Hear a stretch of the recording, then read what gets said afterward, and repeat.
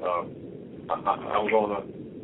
And ladies and gentlemen of the jury, the prosecution is not going to get that man today. No, because I'm going to get him.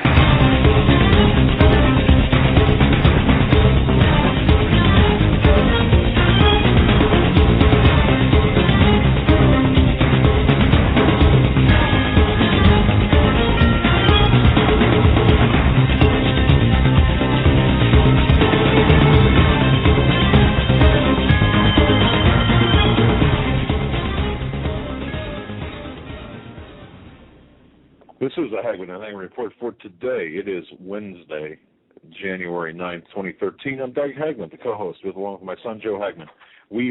Together we are the Hagmann and Hagmann Report. Folks, for the next 3 hours, we're going to deliver to you some unbiased, uncensored news and also some information which you need to know. In fact, some of the information we have for this show, this is going to be one of the most important shows, I think, that we've done in a long time. That's not to disparage anyone or anything or any other shows. It's due to the amount of news that has come out today. And the urgency of the news. We've got a lot of stuff to cover. Folks, our home base is HomelandSecurityUS.com. It's HomelandSecurityUS.com, and also CanadaFreePress.com. HomelandSecurityUS.com is where Joe and I operate from on the Internet.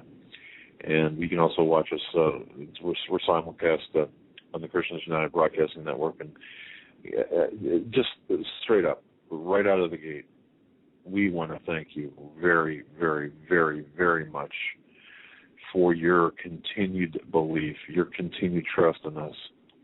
You know, never has your belief, your trust, your support, whether it's in prayers or today I opened the mail and I got a card from someone, and inside the card, I didn't tell you this show, there were two $1 bills. And this person wrote so eloquently that this is all they could do, and that their prayers were behind us. And, you know, I'll tell you what, it was almost like somebody knocked me backwards when I opened that, because it wasn't the gesture,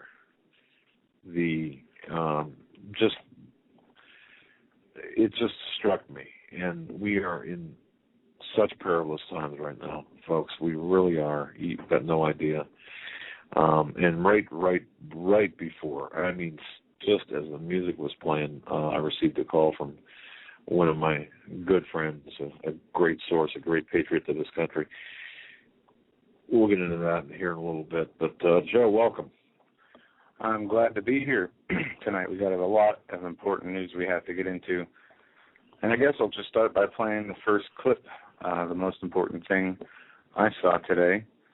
Here's Joe Biden. The president is going to act, or executive orders, executive action that can be taken. We haven't decided what that is yet, but we're compiling it all with the help of the Attorney General and all the rest of the cabinet members, as well as legislative action we believe is required. So I appreciate you very much being here.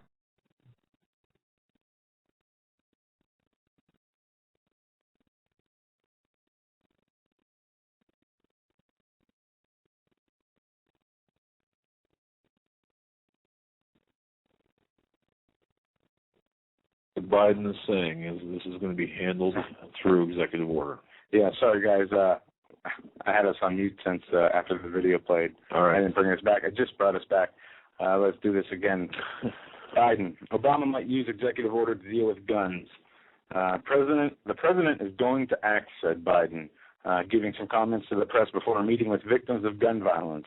There are executive orders. There's executive action that can be taken. We haven't decided what that is yet, but we're compiling it with all the help from the Attorney General and the rest of the cabinet members, as well as the legislative action that we believe is required. Biden said that this is a moral issue and that it is critically important that we act.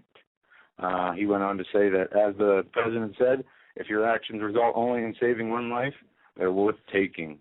But I'm convinced we can affect the well-being of millions of Americans and take thousands of people out of harm's way if we act responsibly.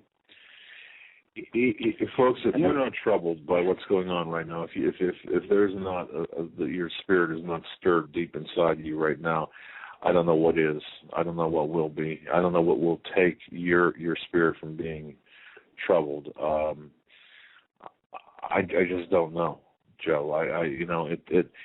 There are some issues that there's a backstory about what's going on that we need to talk about that does involve Alex Jones and Piers Morgan. They're a big uncovered backstory. I don't even think Alex Jones really covered to the extent that he probably should have, could have, or had the license to. And I think he did this because he did not want to make it about him, although that the left is making this about him. You know, right before as the music was playing, as I mentioned, the gentleman, a good friend who's a good intelligence source, called and said, "Remember, it's all about the scary guns. It's the evil black rifles. It is about the scary guns. It's about the scary talk about the scary guns." And you know, for as much as people are talking, and I don't want to make this program about Alex Jones, but the more I thought about this, things that have developed since, that no one knows about, the public does not know about, that we're going to get into. But the backstory. But you're right. The more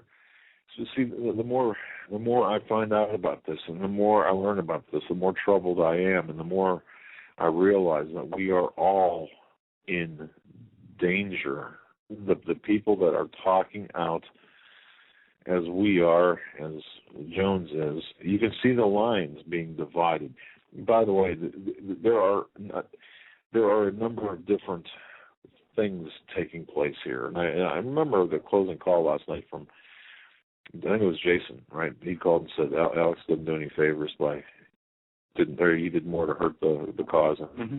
Was that Jason? I don't want to put words in. Yeah, just at the very end, he said he wasn't sure because it came off bad in his opinion, and it made people, gun owners, he thought looked bad. And look, and Jason, I don't want to put words in your mouth, and I certainly don't want to hijack your intent, the intent of what you said.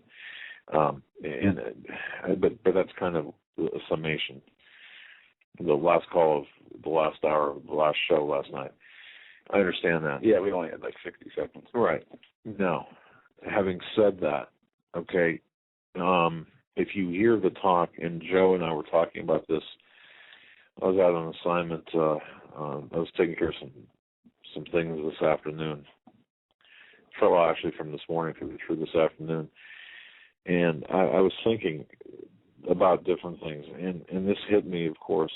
But the source that called me said, it is about the scary talk. And isn't it funny that Alex Jones can get on, it can go on the Piers Morgan and CNN and say what he said in the manner in which he said, and he got a lot of information out there, and has been criticized, just skewered for the manner in which the message was delivered. Even though he's sticking up for everybody's constitutional right. Right. Now, what, today? Was it today or last night or after the program and then during the day? Because I'm not even sure how the time played. Go ahead. This morning I have the audio queued up from what happened on the show on Piers Morgan from last night. And we also have a reality check, Piers Morgan versus Alex Jones, the truth about gun homicide rates. Yeah, hold off on that one, though. Well, and that's Ben Swan, and he really gives the real numbers, the real, and they're very accurate, and it's right on the money, and this is what should have been debated when Jones went on, but it wasn't, but there was a reason why Jones did what he did. I know this now, and I know this better now than I did yesterday. And I guess the other thing I'm saying to you is this: the frightening. And Joe had played some clips for me before showtime from Ed Schultz, for example. Yeah. That would put Alex Jones, that would make Alex Jones a little rant on Piers Morgan. It would be same thing. Yeah, exactly. But see, it's all about the scary talk now. It's all about, isn't it interesting now how the entire conversation has turned from the situation with the weapons now to, okay, now it's Alex Jones, and it shouldn't be about Alex Jones. No, remember we had the show, Don't Shoot the Messenger? Exactly, and this is what's taking place. But this is a deliberate, concerted effort on the part of the communists in this country to vilify, to vilify Alex Jones and people like him, and to talk in the manner in which he did about guns and about the 1776 and the Second Amendment. That's verboten. You should not talk about that. But to talk about, shooting, shooting his children, basically, and shooting him. Yeah. Here, I'll play the clip. Yeah, go ahead. Aaron Dykes here for Infowars.com. This gun control debate is reaching dangerous proportions. Last night, Alex Jones debated Piers Morgan on CNN. Tonight, all they can do is talk about the reaction, and on Piers Morgan's program, they talk about they hope Alex's children don't die. Now, Alex was sitting at home with his family and children. They were freaked out and terrorized by those comments, but the program went on to even more outrageous points. Buzz Bissinger, a sports columnist for the Daily Beast, chimed in and said that he thinks the only reason for a semi-automatic weapon is so that Piers Morgan could go in the ring and, quote, pop Alex Jones with that weapon. And then all the guests go on to laugh about it. I don't care what the justification is, that you are allowed in this country to own a semi-automatic weapon, much less a handgun. But what do you need a semi-automatic weapon for? The only reason I think you need it is, Pierce, challenge Alex Jones to a boxing match, show up with a semi-automatic that you got legally, and pop him. I'd love to see that. In uniform. I'll borrow my brother's uniform. Now, without a doubt, this was a veiled threat. But just imagine if Alex Jones or anyone else made these comments, they'd be arrested immediately, and yet here they are saying them with impunity. Remember, there's been threats against NRA board members, you name it, in the past. These authoritarians don't want peace. They want control, and they're showing it here. Get this out immediately. Signing off for Infowars.com. And there you have it. Panel Gloria Allred, I think it looks like, talking about challenging to a boxing match and then shoot him with the semi-automatic weapon. Yeah. And then you hear the panel laugh as if it's funny. And these are the people saying that the guns are the problem. Exactly, and it's rather disconcerting to me to hear this. Now, let me, Alex Jones today, about 9 minutes into the program, to give you an idea of what this is about, at least from the perspective of my source within the Department of Homeland Security, I want you to take a listen to this clip. This is almost going to be like a background. This is not going to be fed through the computer feed. You're going to hear this through my microphone. This will be fun. Well, you know what? I think you should be able to hear it. Now, listen carefully. This is today on the Alex Jones program. And, folks, I want you to listen carefully to this. And then I'll explain something else as well afterwards. But here it is.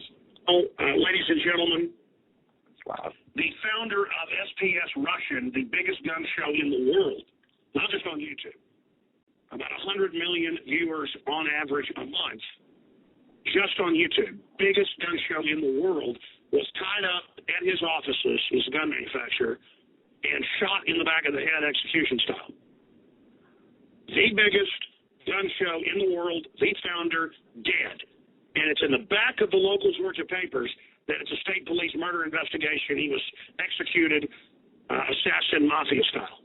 Tied up in a chair, expertly, shot in the back of the head, execution style. We have also discovered in Military Times that other gun manufacturers and people are dying mysteriously. Now, you remember the head of the Northeast Intelligence Network, who I want to work on getting on tomorrow, Doug Hagmann. Maybe even pop in today if he can do it. He said 2 weeks ago on this show, but I want to go back and find the clip. It's one thing for me to say, oh, he was on the show and said this, and new listeners are like, yeah, I bet.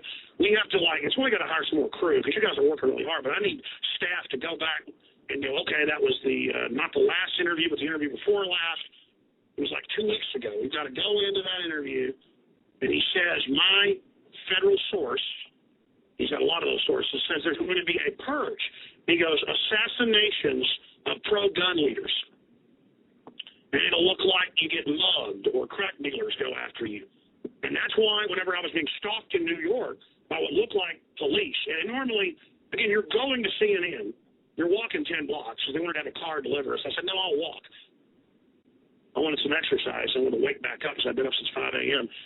And, one guy pops out, looks like a cop. On the street, you're walking up 10 blocks, taking turns, goes, hey, Alex+Jones, I'm a big fan.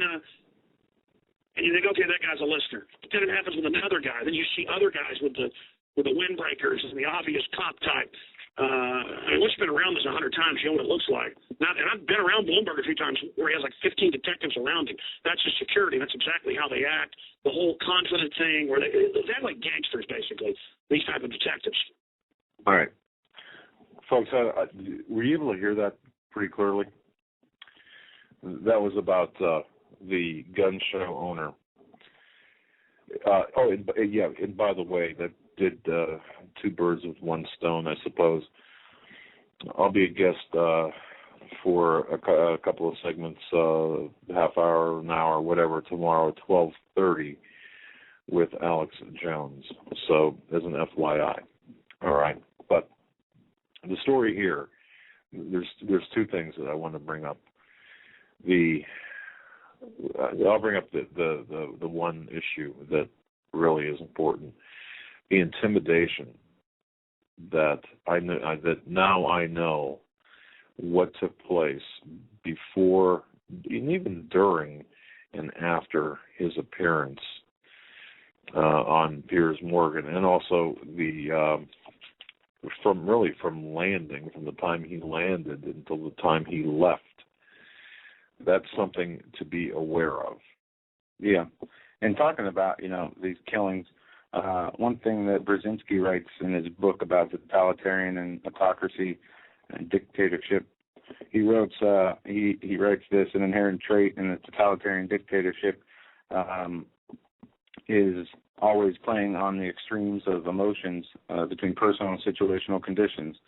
He goes on to say, let us review. In the initial period after the seizure of power, the major energy and machinery of the terror is directed at the obvious enemies, such as the Social Democrats who were in Germany, the Mensheviks or Borgvis in Russia, the Democratic parties in Eastern Europe. Only when such enemies are destroyed is the sword of the regime turned against the masses. Only then does the masses' terror gradually develop. Yes. Now, okay. I was trying to follow, and this is why I don't do two things at one time. I was trying to follow there's a comment in chat about the FPS Russia found dead, the head of the largest gun show, and then, of course, his alleged ties to the Russian mob, or I didn't catch it exactly. Maybe I'm misquoting it, but look, this gentleman that says the FSB dealt with the Russian mob. Okay, but the important thing is this weapons manager of YouTube Top Gun Show, FPS Russia, was found tied to a chair, murdered. He was executed. And deputies in Georgia are trying to figure out what happened to a Kentucky man found shot dead. I believe this is last week. It's interesting. Investigators aren't positive. Now get this, okay? Basically tied duct tape to a chair, I believe it was, or tied to a chair, with a shot with a bullet wound to the head, and they're not sure if it was murder. All right, now look, I know what they did to the Shelby County coroner O.C. Smith in Nashville when he was getting too close to certain things. They wrapped him up in barbed wire, taped the bomb to his chest, and then blamed it on him for wanting sympathy. I understand how these people work, and I'm going to tell you right now, there are people out there who are being targeted, and you've got to understand this. There are people like Alex Jones. Does he have something to worry about? He does. Anyone who speaks out and who does so effectively, or who facilitates the weapons, the pro-weapons position to influence a number of people or to facilitate the arming of the American public in any way, shape, or form, effectively and largely, they are on the list of targets.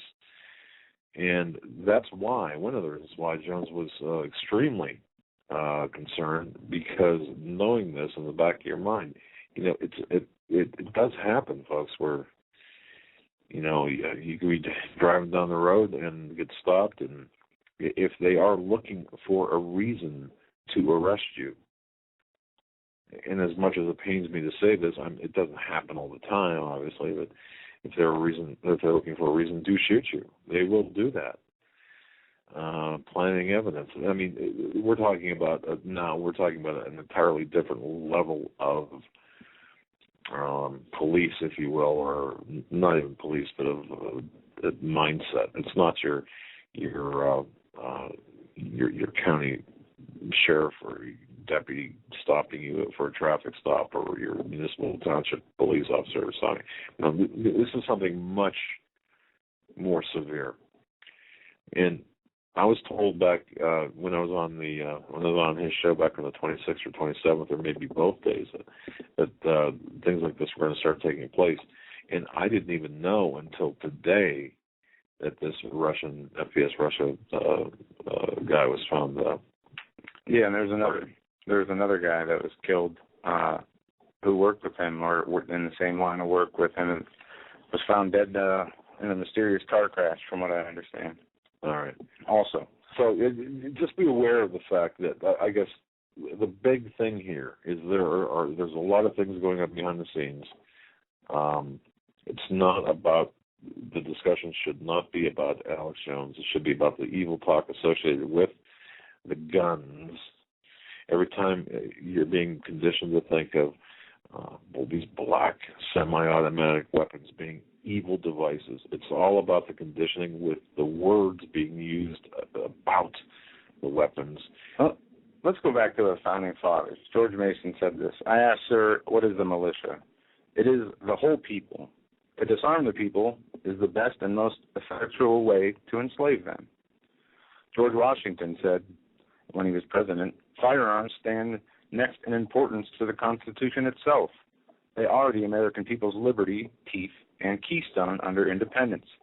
From the hour of the Pilgrims landed to the present-day events, occurrences and tendencies prove that to ensure peace, security, and happiness, the rifle and pistol are equally indispensable. The very atmosphere of firearms anywhere restrains evil influence. They deserve a place of honor with all that is good." And I could go on with other quotes from other presidents. And I think the important thing is, and I know people get fatigued about talking about the singular issue, but if you look at it as being perhaps the spark that ignites what is one of the sparks that will ignite the country, or the fuel, part of the fuel, or look at it as with the seriousness that you need to look at it. I'm sorry I'm not as articulate as I really need to be, but you've got to understand that they have ratcheted things up to levels that I really personally did not think it would be at this level at this point. No. Without another incident. I was talking to somebody today or yesterday, and think of if Mitt Romney was elected. Did Obama do anything to bring about this change in the way things happen? No. Okay. But wait a minute. He wasn't involved in the school shootings. He didn't do any policy to all these things that they say are happening, this violence, this gun grabbing. He's not. If Romney were president, right, these shootings still happen, everything still happens.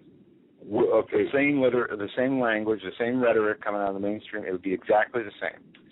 In my opinion, out of the leftist media, out of the left and right. Well, Fox has been calling for gun control, off and on, depending on who's on there. It is not a bipartisan issue. Okay. No, I agree with you. I'm sorry, I'm slow in the uptake right now, but okay, I got you. Okay, yes. So, and we see, Governor Cuomo gave a speech today where he stated, you don't need an assault rifle with 10 bullets to kill a deer. In the same speech, he talked about legalizing marijuana for up to 15 grams while outlawing guns. And one of the comments on there said it best. And I talked with Keith Hansen today, and he didn't have a chance to come on tonight to voice his opinion about this, but he said he was very upset. He was bleeding through his head, and that what Cuomo was saying, he was talking about what Cuomo was saying, and how ridiculous it is. And once again, how many times you have to reiterate the fact that the guns are not here to protect or to hunt or sport shooting. Right. It is the best way, the only way to keep a free people and to defend against tyranny. Thomas Jefferson said those who hammer their guns into the plowshares will plow for those who do not. Yeah, I was looking for that quote, and I'm glad you mentioned that quote because that's exactly correct.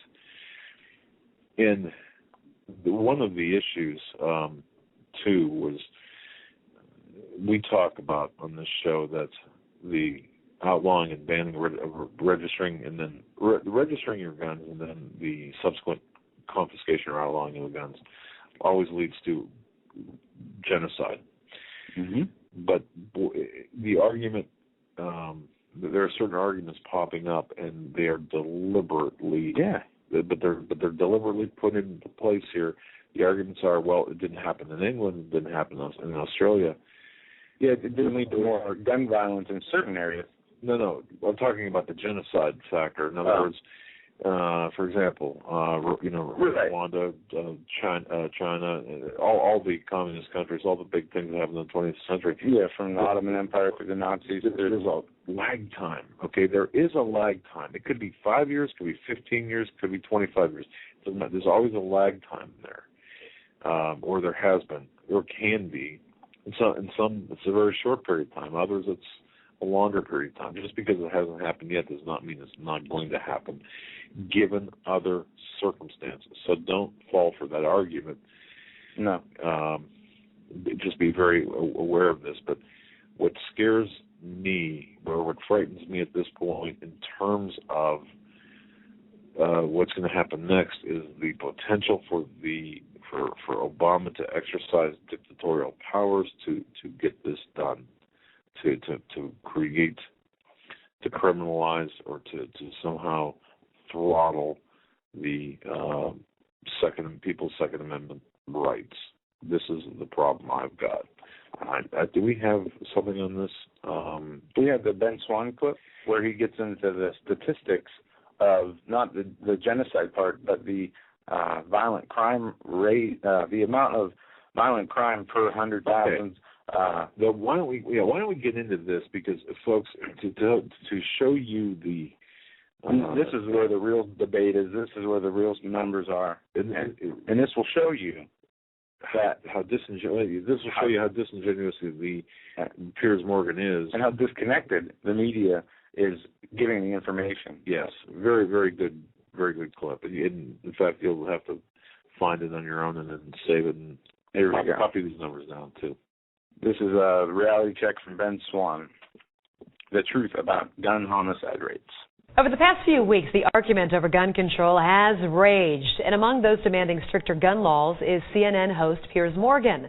There's one particular stat that Morgan has been citing for weeks. In our commitment to balanced news, Ben investigates the truth behind it in Reality Check.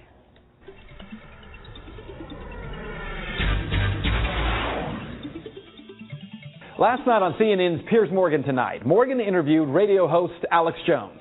And to say it was wild, well, that would be an understatement. Here's just a small clip. Answer this question. How many Why'd you get fired from the Daily Mirror for putting out fake stories? You're a hatchet man of the New World Order. Let's try again. How many gun murders were there? Oh, you're going to ban your fist now? In Britain last year.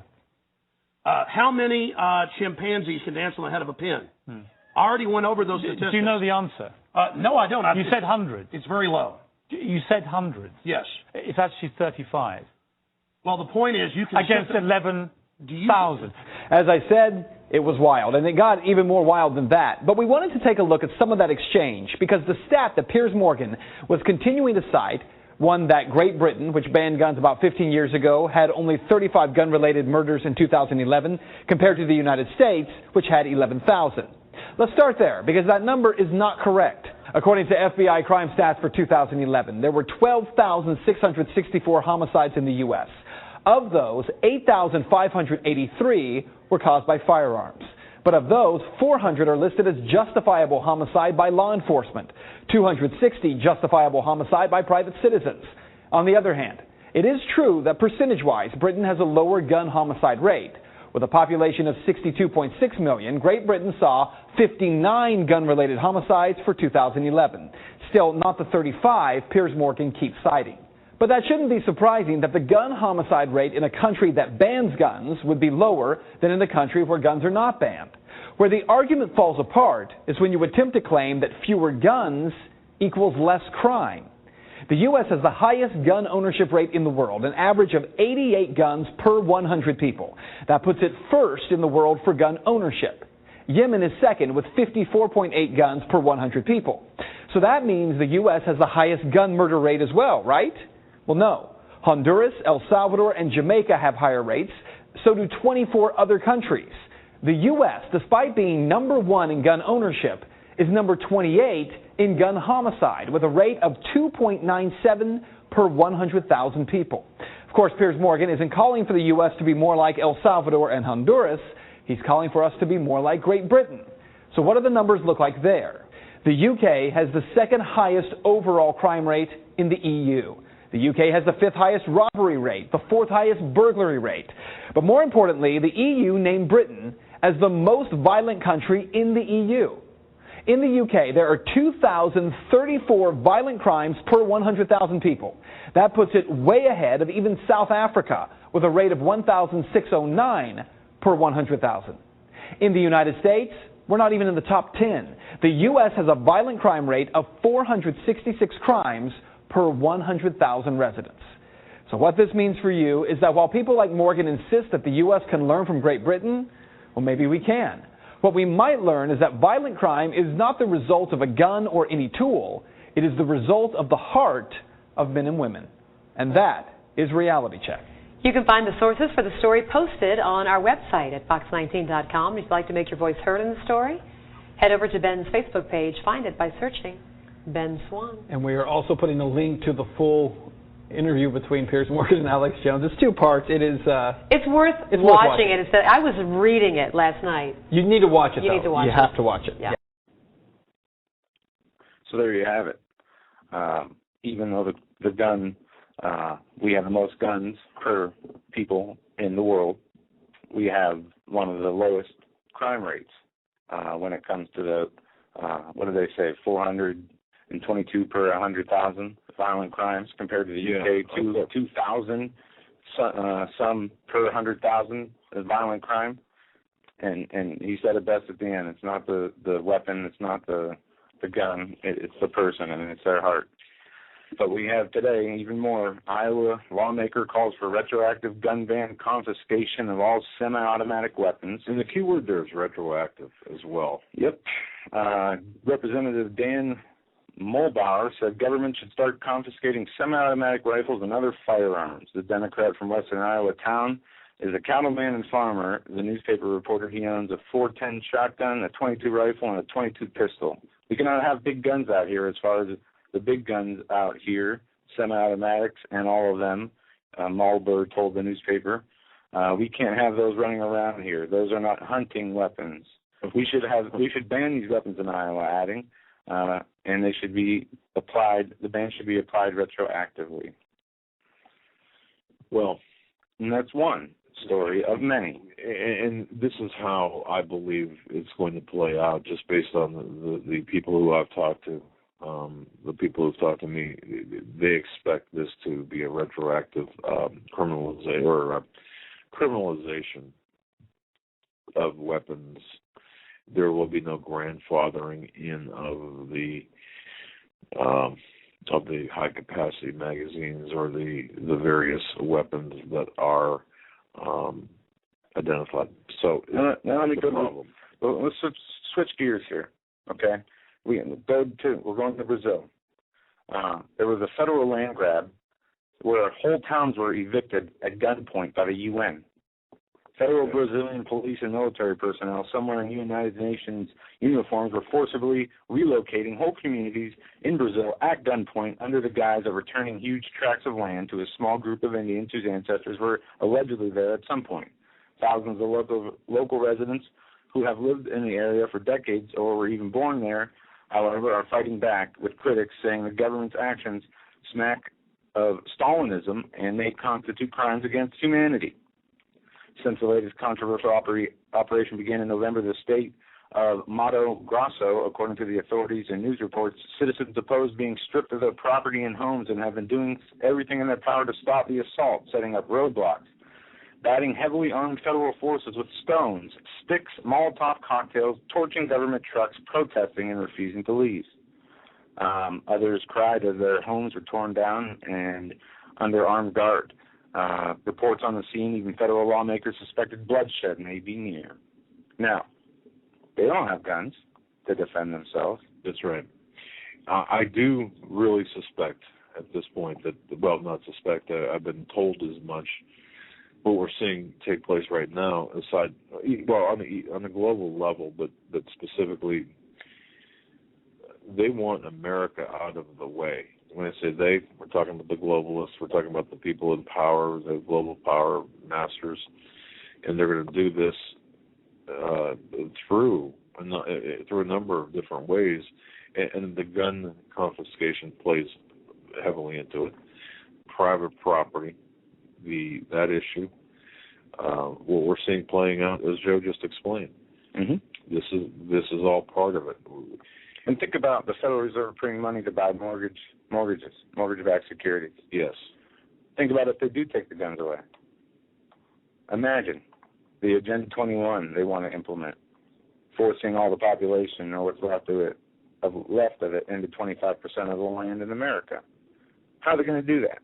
Well, if there's no guns in the Americans' hands, just like they did in Brazil, and what will we be left with? Whatever we can find to throw around. Not a very pleasant thought, to be sure. Yeah, it's everything. It appears, folks, everything is kind of ramping up. Yeah, you've got Biden now coming out with.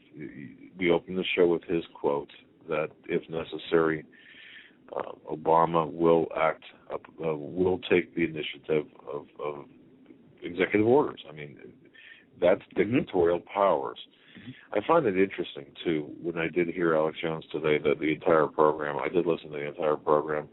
Unfortunately, I was not in a position to be able to call anybody. I'm not even sure why I mentioned that, other than the fact that Ron Paul was on. And Ron Paul was... He didn't answer. He was kind of cagey when it came to answering questions. I heard that part. He was.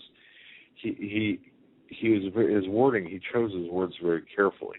And bear in mind, now, he's not in office. So he chose his words carefully. And when Alex Jones asked at the last minute, asked if he was right, if he was correct, that whether this would lead, the gun confiscation and criminalization and so on, would lead to a 1776 situation, Paul said, I don't know if I'd put it in those words.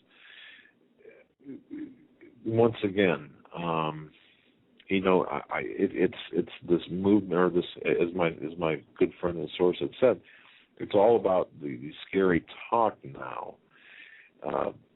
Everything's being refocused onto the scary talk, along with the evil, scary guns, scary-looking guns. But the issue is the issue is deeper. This is really a deep psychological operation that's taking place. An extremely sophisticated, well-planned, well-orchestrated, multi-dimensional chess game in semantics and also in deed and in action. Same thing, I guess. It almost seems like they want, and could be wrong, people to act first before they do anything. And they're doing this through these headlines, through their mainstream media outlets, their fourth estate, as they call it, the government-owned media. But we see in the headlines, panic, 1 million AR-15 magazines on back order. Ted Nugent unloads on a talk show. Utah town to encourage arming all households. Gun sales soar in Atlanta. And we see this reaction from their inaction. But I think perhaps one of the more important aspects of this as well, having this done at the federal level is one more instance of consolidation of power. Because, once again, we can look at Germany. You know, it was not the different states in Germany or areas in Germany. This is a federal consolidation of power that took place. It's the same way that it's going to play out here. It's a federal consolidation of power. And just like the income tax, just like the Federal Reserve, this is one step closer toward this centralization. That's what they're after. It's easier to control. It's easier to control 310 million people when it's one agency or a couple of agencies and a couple of people ahead of those agencies, heading up those agencies. Isn't it easier to control the agenda that they're going after? Of course it is. When you've got 50 different states, to 50 different, the separate or the state power, states' rights, it's not so easy to corrupt. Right. It's about centralization of power. That's right. That's why they use education as a tool of indoctrination. That's why they have passed these sweeping laws as NDAA, the freedom of speech zones. They're arresting people who videotape. They are doing things that they have never done before at a pace they've never done before. But when it comes to the weapons, there's a lot of talk about legislation and executive orders, but we've yet to see something from these. Right. Now let me back up toward the beginning of the show, and I apologize for the discontinuity of my presentation, but it's kind of a tough thing to for me to wrap my brain around. When I was on when I did the interview back on the 27th, I believe it was, or was it last month or the month before? I guess it was in November, or even October. I'm not even sure when, or I don't know when it was. I had said that, according to my source, maybe it was December. I had said that the objective here was to marginalize, and I believe I might have even used the word purge, or maybe that word came from Alex. I'm not sure. But the higher the people, there are lines of division being drawn right now in this country, and you can see it. You can see the lines forming, and you have to realize what's taking place. This is not a passive or a unintended consequence of the discussion. This is the actual directing of the discussion. This is the actual directing of the agenda. So, for example, you've got this Glenn Beck versus Alex Jones. You've got this whoever else versus Alex Jones. You have people in the alternative media fighting each other over the way they present their information when their messages are supposed to be the same. Right. This is not what we're seeing right now is not an unintended consequence. This is by design, and that, folks, is what we really need to understand. Maybe I didn't make my point clear earlier. And when I mentioned about about people going after others, and of course, what is that FPS Russia gun show? FPS Russia gun show gentleman that was murdered. Where does that fit in? Well, you're going to see people being marginalized both in the media, on social networking, on blogs, but you're also going to see a more nefarious and a more ugly and a very real situation, as I mentioned earlier, about people who will be victims of this type of activity. This is destined to send a message. This is designed to send certain messages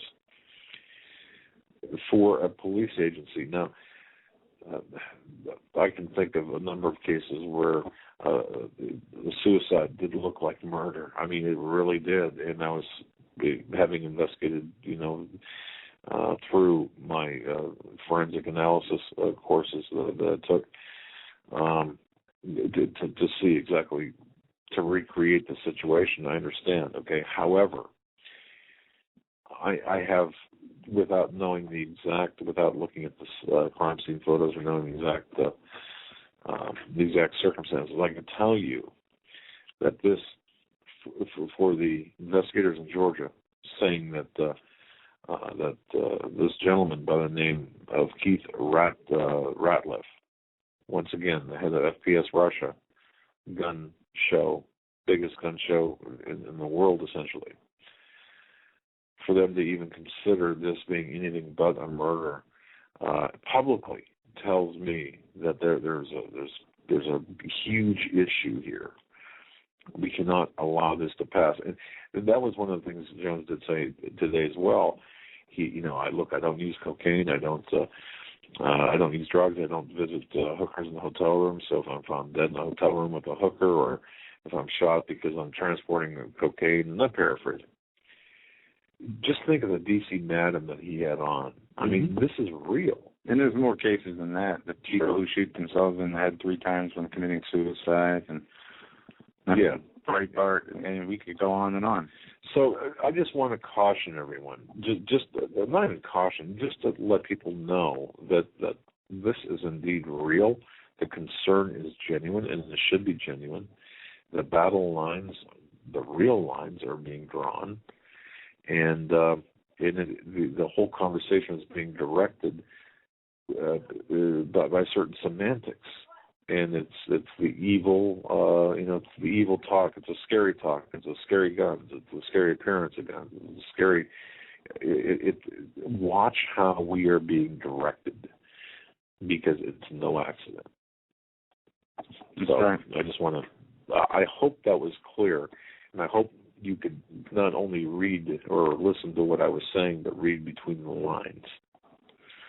All right, I want to hit this story here. Famous church bells to ring for same-sex couples. The Washington National Cathedral had been ready to embrace same-sex marriage for some time, though it took a series of recent events and a new leader for the proponent, a 106-year-old church, to announce Wednesday that it would begin hosting such nuptials. The key development came last July when an Episcopal Church approved a ceremony for same-sex unions as its General Convention in Indianapolis, followed by the legislation of gay marriage in Maryland, which joined the District of Columbia.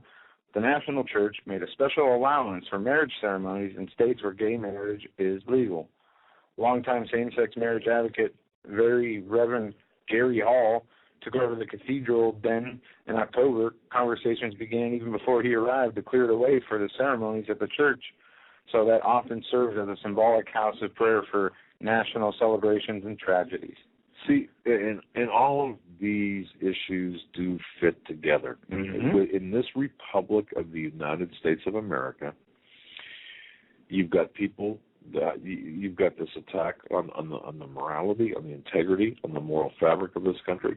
You've got the attack on the religion. You've got and what this is too, by attacking the Second Amendment, we are going to sorely lose the First Amendment, and it will become a hate crime.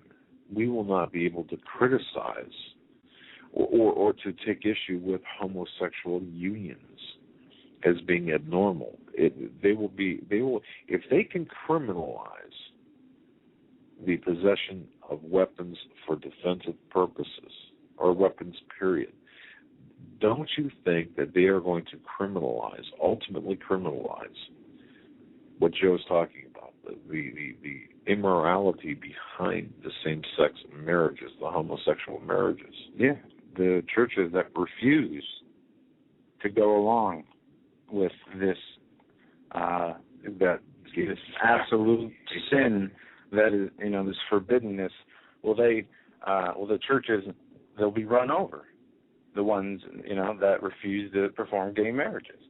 And you know something, Joe, and I want to thank you so much for really pulling the weight today on certain things. But see, what people don't get is what's the ultimate, what's the big. And this is once again the good friend of the show. It says often, this is for all the marbles, and you hear that, and you hear that often enough, and it loses certain meaning. This is for everything. This is for all the marbles. But I don't want you listeners to you've got to know that this is for all the marbles. What's taking place today? It is a multi-pronged attack to take America out. And it's not the transformation of America. It's the complete destruction of America, with taking America out. And that is so important because, see, the three major religions, Christianity, Judaism, and Islam, are going to be combined ultimately into one religion. And I know it's so difficult for people to really understand this. Ultimately, a state religion, where you're not going to be able to, just like it says in the Bible, the ultimate objective, ultimately you're not going to be able to practice. But see, the Muslims would go right along with this agenda because it fits with the communist approach, as we saw in World War II, how they worked together, the Muslims and the Nazis, for example. It fits, but this is the ultimate goal, to take the one true religion, the Christianity, and of course the Judaism, to dilute them and to outlaw them essentially. And how do we know we're living, in these times, these perilous last times? Well, remember the parable of the fig tree, where he says, "Behold the fig tree and all the trees, when they now short forth, and you know of your own selves that summer is now nigh at hand." That's from Luke, but the one from Matthew is more descriptive, where it talks about when you see the fig trees blossoming and blooming, you know that the season of summer is near. Also, when you see the things happening, the abominations in the church, the way the people are acting, the beginnings of sorrows, also know that will be the time, the season of which we live in. And we should rejoice in that as Christians, as Bible-believing Christians. We should absolutely rejoice in that. I think, but we also have the responsibility,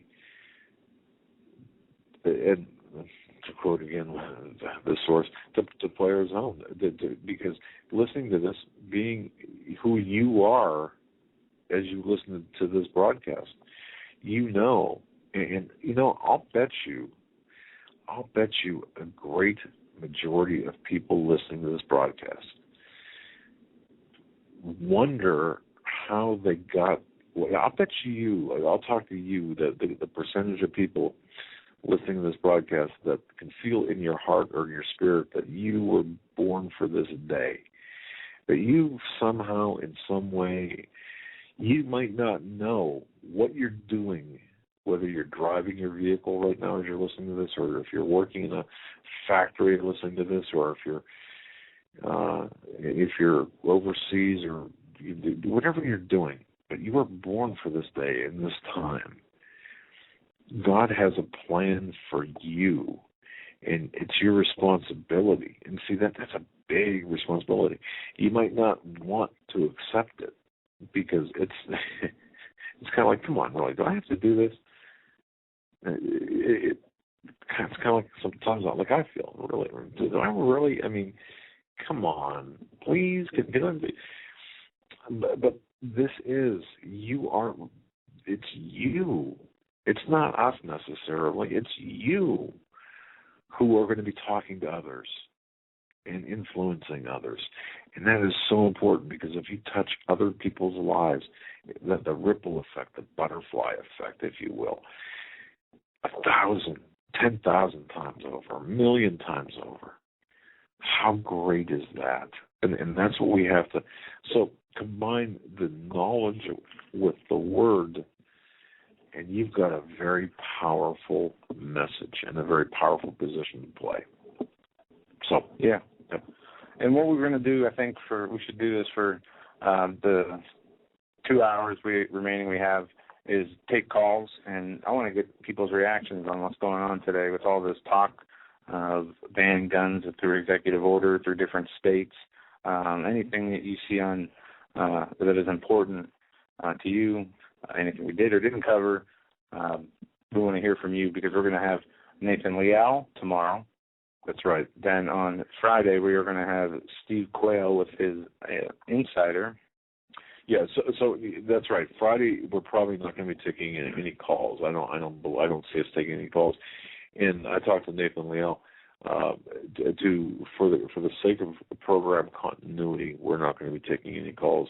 His preference is to lay out the evidence, kind of like a witness to a jury, you being the jury, and then let you decide. So for both of those programs, if in fact you have specific questions you want to ask, you can send them to either Joe or I. Just click on our email addresses on the front page, or click on our names on the front page of our website, HomelandSecurityUS.com, and we will make sure that the questions are incorporated to the appropriate person and accordingly. And then Sunday, we're going to have Steve Quayle and Tom Horn. Right.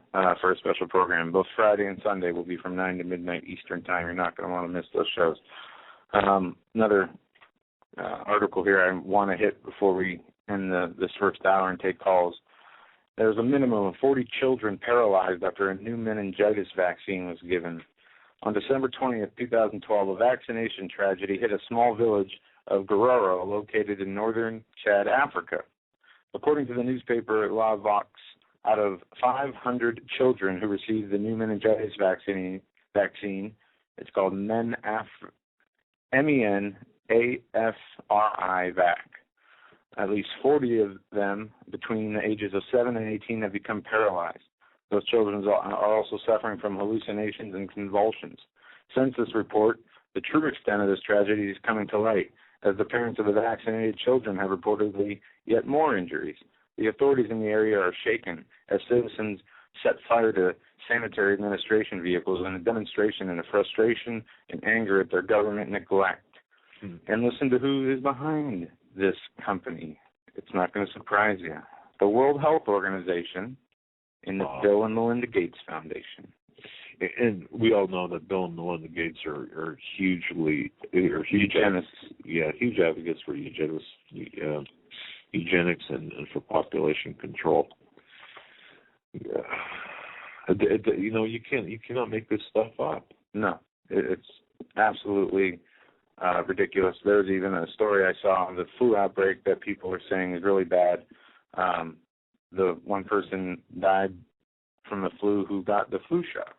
I think there's been 18 confirmed deaths, but they are turning ambulances away and creating the state of fear you would expect when flu season comes around. Right. And is that, Joe, is that by, okay. Every year people die from the flu. Right. This is not an outbreak of some disease, okay? Right. It's not out of control. If there was some strand of flu that they couldn't treat and was spreading, I would say that would be a cause for major concern. Right. That's not what we're seeing. But the flu, they're saying hospital goers are warned to wear masks to avoid the flu. Tents are being set up, ambulances turned away, and they are turning this into for the effect of getting people to get vaccinated, are turning this into a huge media issue. And it is sad that people die from the flu, but it does happen. It's always happened. Vaccines never, in all the times vaccines have been around, has there ever been a year nobody died from the flu? No. Nobody died from the flu or from the vaccine? From the flu.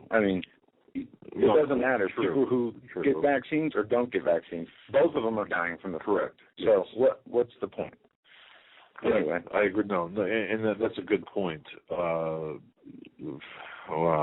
Okay. With that, we're going to go to break. We're going to take your calls at 661-244-9839 for the rest of the 2 hours we have, because we won't be taking calls until Monday. So give us a call and tell us what you think about today's news, anything you have, anything we've covered. It's your chance.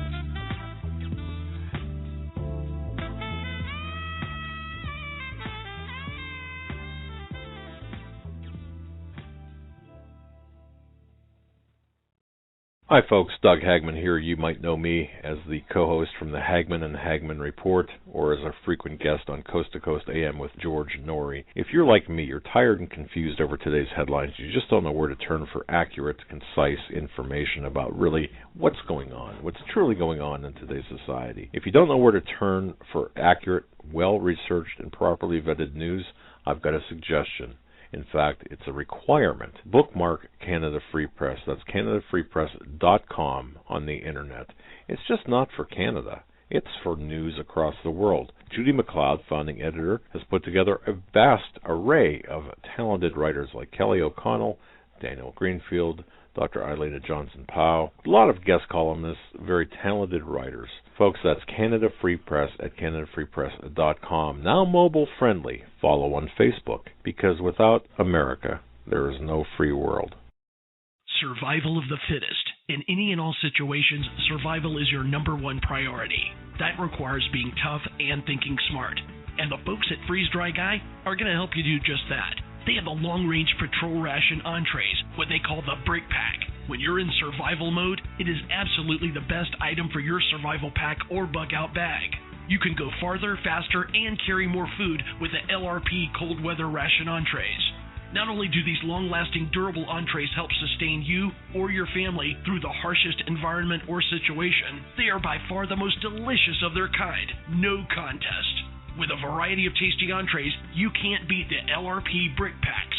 Let Freeze Dry Guy help you in your survival situations. Go to freezedryguy.com. That's freezedryguy.com, or call 866-404-3663. That's 866-404-FOOD. You better wake up fast and listen to this, America. The Obama campaign has launched attack squads disguised as truth teams dedicated to intimidating and silencing all political dissent carried over the internet that criticizes the Marxist Obama. Truth squads specifically focused on covering up Obama's endless trail of lies, corruption, and subversion, and using the Gestapo power of our own government to police and censor the internet and shut down websites that dare to carry the real truth about Obama's Marxist coup. Remember the names of these Gestapo-style agencies at work right there in your neighborhood: KeepingHisWord.com, KeepingGOPHonest.com, and AttackWatch.com. KGB, SS, and Gestapo-style police-state gangster organizations at work to silence the important voices of patriot dissent, some of which have already been shut down by Obama's orders. Adolf Hitler would have been proud. We're the 21st century Tea Party patriots.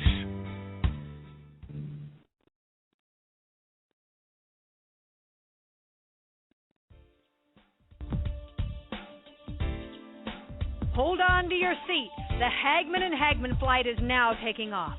Doug and Joe Hagmann have cleared the runway of TSA agents, jihadists, political crackpots, and global elitists. Now get ready for some real news. Here they are, Doug and Joe Hagmann.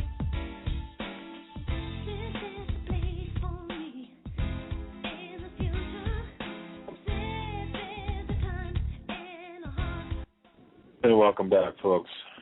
You're listening to the Hagmann and Hagmann Report. This is a live broadcast. It is January 9th, 2013. It's a Wednesday.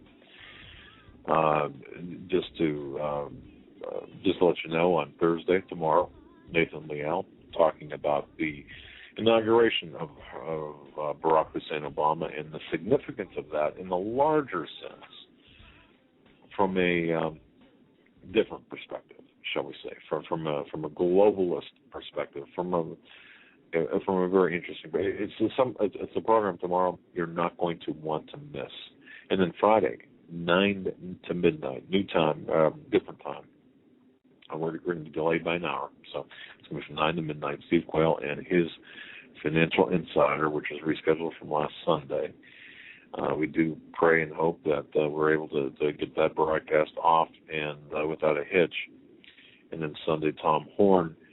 And I just want to mention, yesterday I had the pleasure of being on with Rick Wiles on his program. It was a good interview. You can find that at truenews.com. That's TRUNEWS, True News without the E.com. And then tomorrow at 12:30 Eastern, I'm 99% sure. I mean, the only thing I haven't received is exactly the mode of whether it's going to be video, Skype, or a video interview or not. But I'll be on with Alex Jones tomorrow at 12:30 Eastern Time.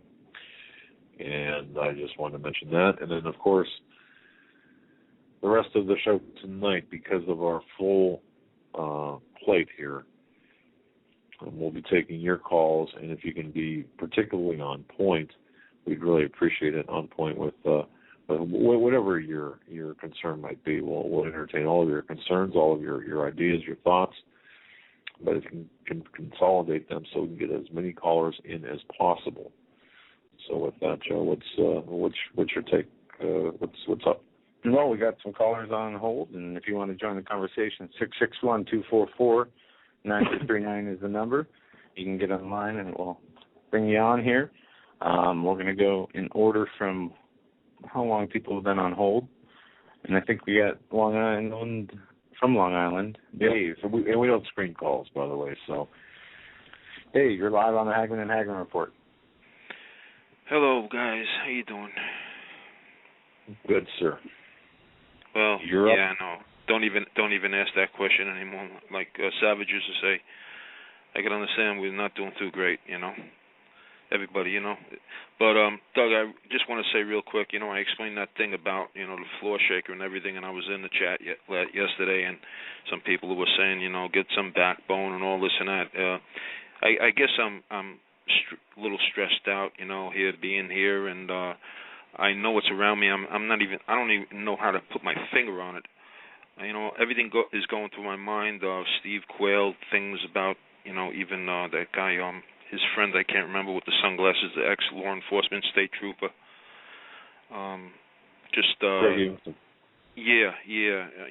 Saying, I had a lot of stuff involved. I did the wrong thing. I had a weapon or two taken away. I got them back, snuck around it, and got it back. I'm sure the ADA wasn't too happy on that. And I got a sheriff living 2 doors away. I'm a marked man almost, and I guess that's, I don't mind me being taken out, with a red dot on me, but, please, it's being stretched out too long. That's the way I feel. You know what I mean? So I didn't want to make anybody feel that I'm not with the Lord, because I know the Lord helped me in taking out this floor shaker that was antagonizing me for like 3 or 4 months. But you also mentioned things about, about some people trying to do things to that guy that was doing stuff to the wife. I had some papers. I was actually living in an apartment house on the island here. I never said this to anybody, not on a radio show, but I was in a place. Well, I found out that the people downstairs were Pakistani. Then I found out from a black guy, Rob, a real nice guy. He says, yeah, they're Pakistani. Well, as soon as they heard me with the St. Patrick's Day parade, they started stomping. Believe it or not, this happened. And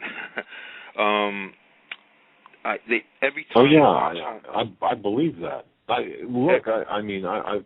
actually, yes, I believe that. It's unbelievable what I'm going through. I've been in 4 different complexes on this island, and the first one was in Hampton Bays, and I had a girl, I believe, upstairs throwing little stones at my truck because she heard me listening to Savage back in 2005, my pro-life stance and stuff like that. Then I go to another place. I had a maintenance guy, smash my door, I believe. I can't prove it. I believe, I actually believe that he actually came in. I didn't have any security devices at that time, but I do now. Came in and actually did just bent a little piece of my front iron sight. I straightened it back with something. I got it back, but I knew that this thing was hit right there, and I saw the mark, and I says that wasn't like that when I bought it. So I had a lot of stuff done to me. I can't even think now, but what I'm trying to get at, I had papers. I had Muslim girls where the husband threw battery acid in their faces, and I think I got it from Atlas Shrugs or Jihad Watch. And I printed it out in color, and it was all these little pictures, but very defined, of the girls where the Islamic threw things in their face. Well, after this stuff was going on in there, I used to be I was bold. I started playing all Christian hymns. I started saying there's only one God but Jesus Christ. I started saying Allah is not a God. There was actually 5 Pakistani families in there. I got Rob. When I found that out, they work in 7-Eleven across the street, and they all live in... Yeah, Dave, Joe and I witnessed this very activity in Buffalo, New York, where there was an Islamic concern took over actually a Catholic church with their approval in the houses nearby, and some of the holdouts within the neighborhood. Honest to goodness, we actually heard the dueling, and people might think that this is absolutely crazy and made up, but the dueling Christian music versus Muslim, I don't want to say the call to prayer, but the Muslim music, if you will. You cannot make this up, but it does happen. So yes, it does happen. Yeah, so I left that place. I smashed a dumbbell on their floor because they were shaking my bedroom. Yeah, it's unbelievable. I know, really, I sincerely, Doug, somebody was in the attic. The attic thing was open. I called the police once or twice on that one. The superintendent said the attic door stays open. That means I went up there, and you can go from apartment to apartment up on the top. I said, why do you leave it open? He says, for the fire department or something like that. We can't close it. It's unbelievable. So I just smashed it down on the way. I just figured it was a young kid from 7-Eleven harassing me again, and I just smashed it on the floor, and the super came over and he said that you knocked the ceiling down from them underneath, and it was hanging on the thing. So then I got an eviction notice, and I was grateful for it. I left, and I was going up to put my stuff in storage. I was going to look for another place, and that's when I think I mentioned to you some time ago, I saw the Crown Vic. As soon as I went to the storage place, I saw the Crown Vic. I said, these guys are cops. I go over to them. I park my vehicle. I go over to them. You guys on the job? Yeah. So I said, so I had a lot of interaction, and it's almost like I'm a marked man. And as far as living here, those people might have been out, the woman and whoever, the 2 young people or whatever, but the people around here all know that I'm a gun enthusiast. They know I go to the range. I got the sheriff 2 doors away. This guy is jacked like unbelievable. It's a 55 and older community. He's not too really nice. He was on my tail one time. It was almost like I felt like he was trying to intimidate me when he first came in this place. He came in at 2 weeks after I was here. it was very ironical on that. So having a lot of interaction, not so much now, but there was a lot of interaction with law enforcement and stuff like that. So I guess I'm just a little stressed out with all this that's going on right now. So I don't want anybody to think. You're gonna have to look, Dave. You're gonna have to really settle down, because people are like rubber bands. You can only stretch them so far. You're gonna have to pray a little bit and back off. Don't be so aggressive. Well, not aggressive anymore, Doug. I'm not aggressive anymore. But I've I'm not. Nothing's happening to me now. The floor shaking has stopped. Everything is cool. But I know that the people still don't like my stance. Like I had one girl. They must listen to what I say. And she came over to me some time ago, and she goes that basically she was saying that God isn't the way that He was back in Sodom and Gomorrah. He's changed according to the people, the way the people have changed. And there's a lot of, and she's a Catholic, I'll say, there's a lot of Catholics and there's a lot of Christians that buy into this crap, that God has changed because the people have changed. And I don't go for that. He doesn't change. No. No, so I'm change. I'm sort of like a little outcast here among the people here. They call themselves Christians, but to me, I don't call them Christians. So I know I'm not like that. One thing, Dave, a word of advice I can offer you is you don't have to worry about what other people think of you. You don't have to worry about what other people think your beliefs mean. As long as you are all right with Jesus, that's the only thing you need to be worried about. And only need to be worried about what He thinks of you. And don't let your spirit be troubled over. But I don't feel like physical. I don't want to go down without fighting. You know what I mean? I don't want to get. I don't want to be handcuffed and taken away without even having a fight. You know what I mean? Who does? But yeah, I just want to say this: if you don't hear from me, if in case I make a move within the next couple of days, and you don't hear from me in 2 or 3 weeks, then you know that something happened to me. All right, that's all I'd like to say, and I thank you all for everything. We'll keep tabs on you. Yeah, we got your number. We can do it. Always in one, my friend. We'll keep tabs on you. All right, buddy. Okay. Thanks. God bless. God bless everybody. All right, that's Dave from Long Island. We know. Frequent caller, having troubles lately and getting them taken care of, hopefully. We're going to go to Donna next. Donna, you're live on the Hagmann and Hagmann Report. God bless you guys for your show. I look forward to it every evening. It's my only solace. I hate to say I live alone. Pretty pathetic, I know. However, I was listening to your show last night, and I thought of Jeremiah, the book of Jeremiah. And then I think I don't know why, I just kind of felt it in my heart when Jeremiah was trying to warn the people of Israel to turn back to God. And at some point, then it was just surrender to Babylon. Because they were being, at one point it was, repent, and then the next thing was surrender. You're going to be invaded, basically. I also thought, I don't know if you guys know it, or maybe I heard it from you, the 40th anniversary of abortions is coming up this month, so when it was made legal. 40 is kind of a big number in the Bible. They wander for 40 years. I don't know if that's significant, but it is coming up, and it kind of, just kind of thought about that. Also, God doesn't change. God means what He says and says what He means. So for the previous caller, Dave, I think he's correct. And Alex Jones, I knew that had to come up.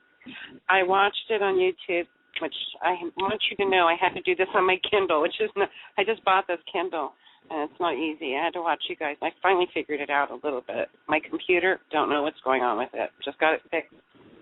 2 or 3 months ago when I was in California, they loaded new stuff on it. It was all great. And I've been doing some strange a lot of research. I don't call it strange. I'm just very much into my research. I hear something, I try to vet it.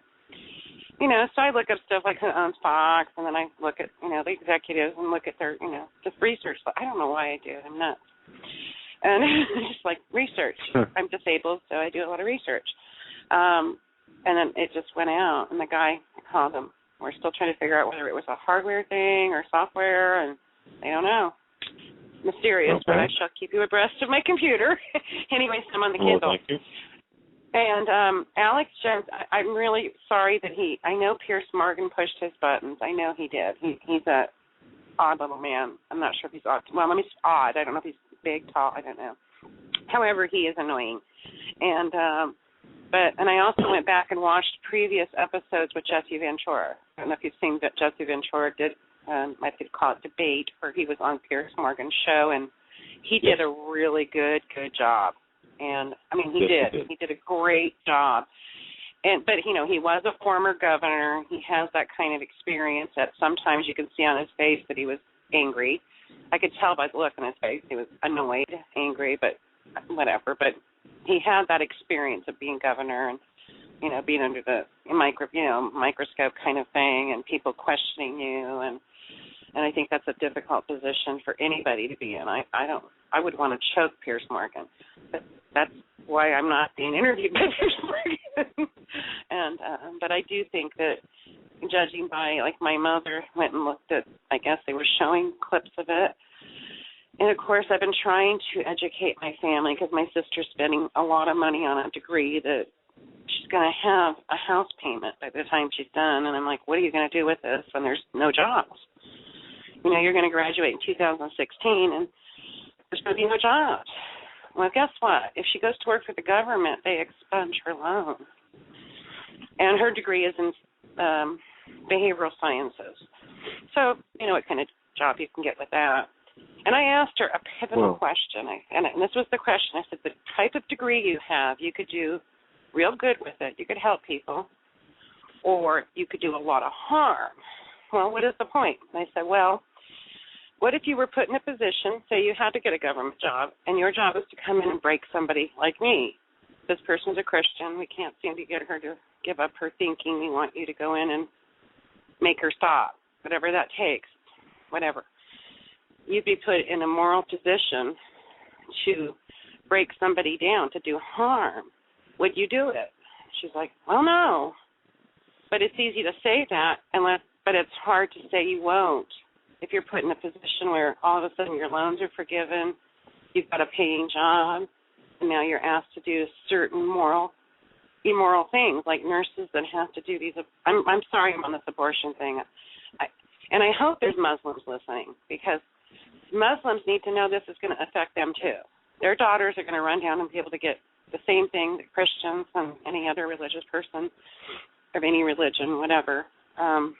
It's going to affect them. I don't know if they know that, but it is, the new abortion laws.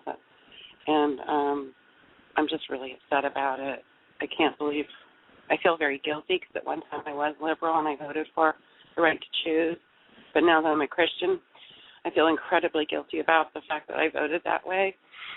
But now my eyes are open and I see it for what it is. And as far as the guns go, I honestly don't know what they're going to do. And you had made, earlier you had said, it's just, and I had made the same point to my Jehovah's Witness that came to my door because they're against guns. And I kept saying, I don't own a gun, but you can't take away that right, because once you start taking and picking and chipping away, like you whittle wood, eventually there's nothing left. It's the same thing, you whittle away. People have got to understand the direct correlation between the First and Second Amendments. You take away the first, you lose. You take away the second, you lose all other amendments. But our founding fathers delineated these rights, beginning with the first, followed by the second, and the first and second are linked. They cannot be separated. We lose the Second Amendment, the first is going to go right with it. Which will have the same hate laws as Europe. And then we won't be having this discussion, because it'll all have to be politically correct and dumbed down, and it's really pathetic and sad. And I don't know what point I was trying to make. I was trying to make a whole bunch of points because my mind was kind of too much coffee today, I guess. Blame it on the coffee. Well, it happened. Okay, guys, I really appreciate your show, and I do support it, and I'm going to keep supporting you as long as I can. Oh, could you please address how Agenda 21 is going to affect somebody like me who doesn't have a mortgage? Like, I own my house, so I don't know how are they going to, if you could address that. You don't own your house.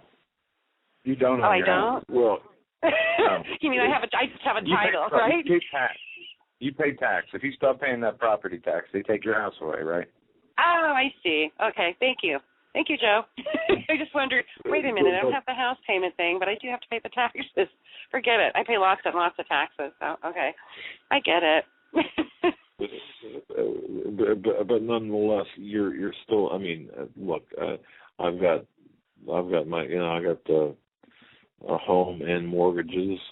So I mean, I plus property taxes. So I understand, and I understand how this is. But Agenda 21, that's just a component of the global governance, and that's a program by itself. In fact, we'll be getting into the nuances of Agenda 21. One of the greatest writers about in fact, Canada Free Press. If you just go to CanadaFreePress.com and type in the search box Agenda 21, you'll find just a wealth of information. So many great writers talking about Agenda 21, and they explain how things will play out. Henry Lamb was a great. He's since passed away, but he was a great writer about the Agenda 21 and other globalist issues. But that's just so keep that in the back of your mind as you do research, Donna. Go to CanadaFreePress.com and type in Agenda 21. I will. Thank right, you, Doug. And you guys, I'll keep listening. Thank you. All right. Thanks. Bye.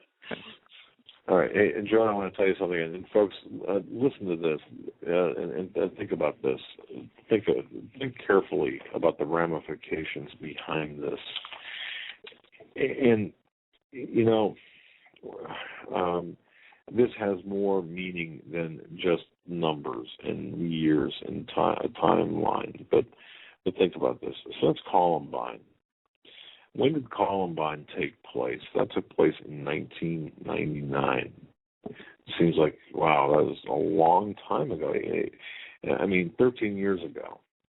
In the past 13 years, we've had 31 mass shootings.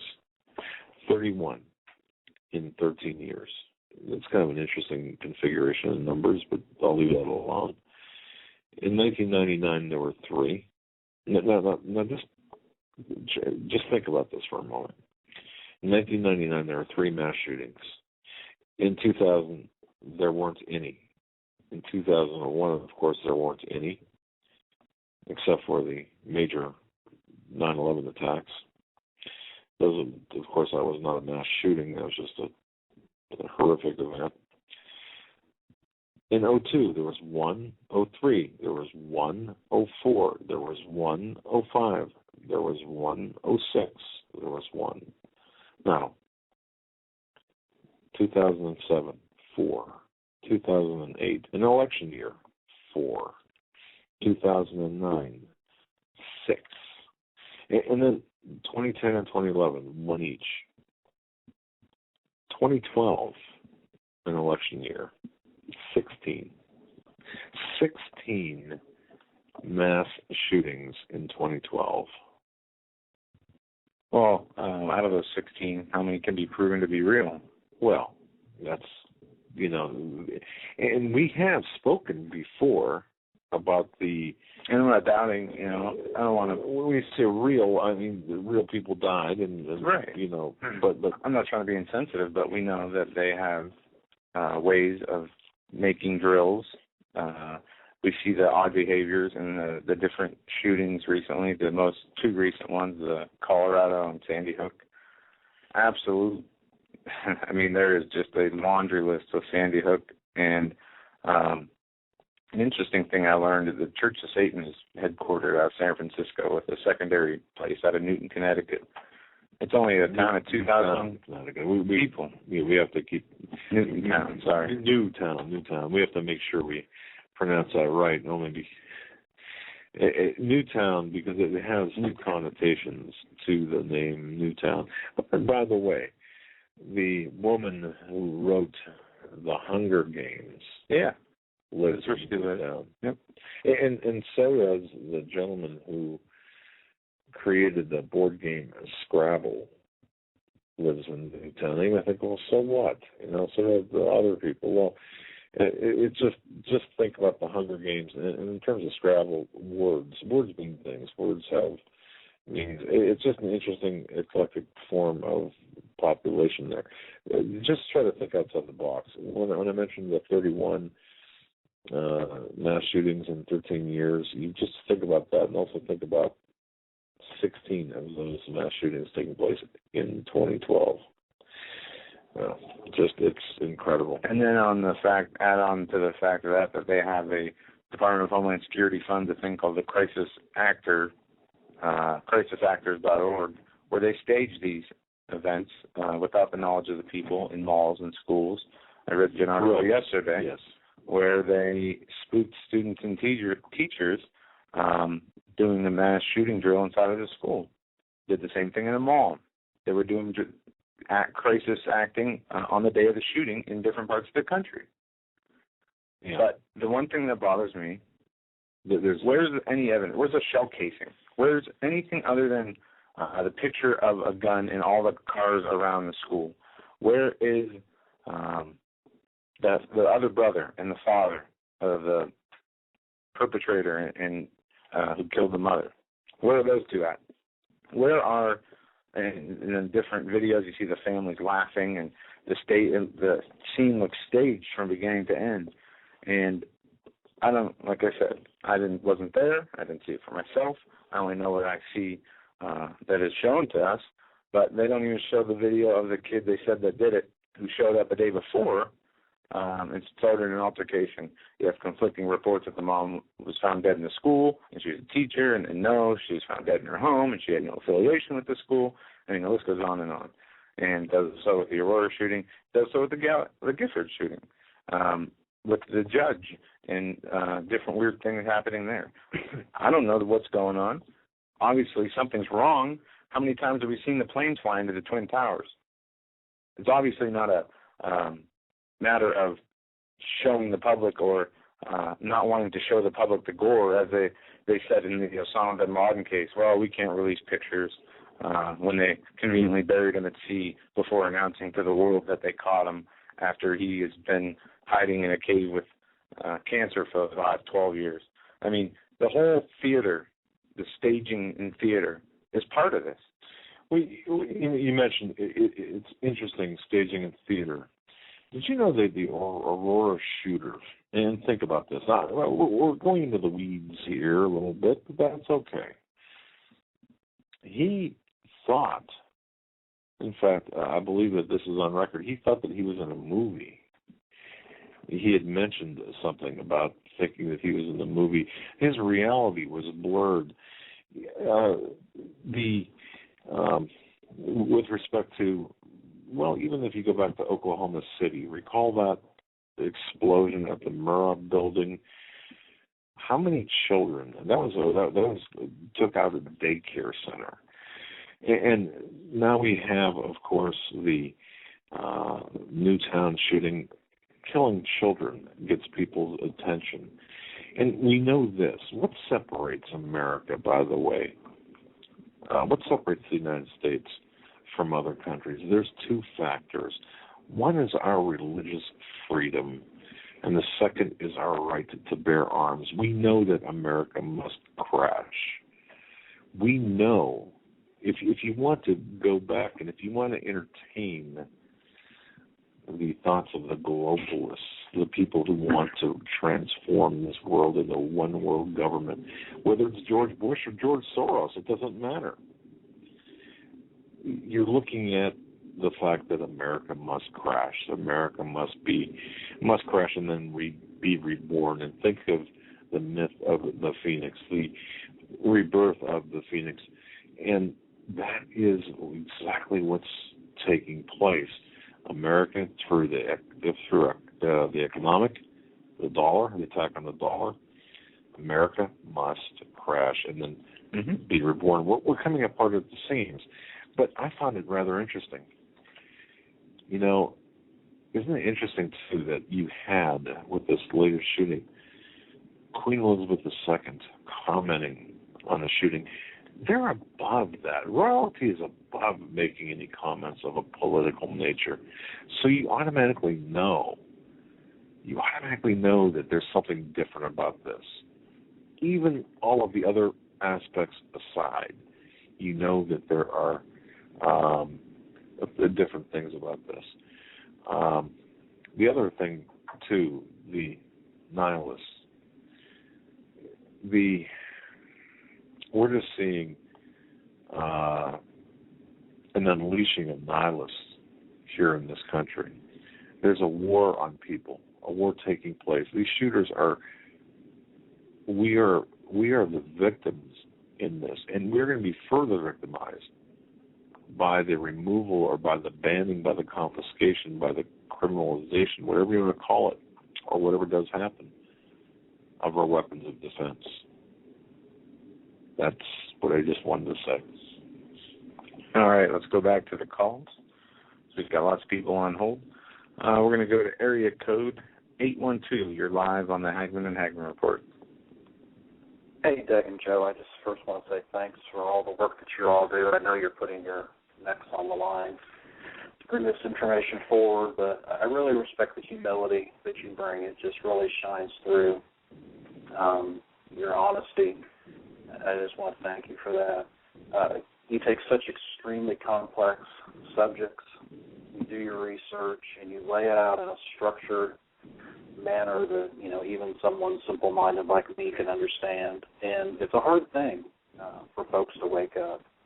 As you first start to go down the rabbit hole, you're just in disbelief that anything like this can be happening. So the way that you're presenting this material, I just want to say thank you for doing that, because you're doing such a wonderful service and opening a lot of eyes. The reason that I called was on the Alex Jones thing. It's been on my mind for a while, even before this thing that happened with Piers Morgan.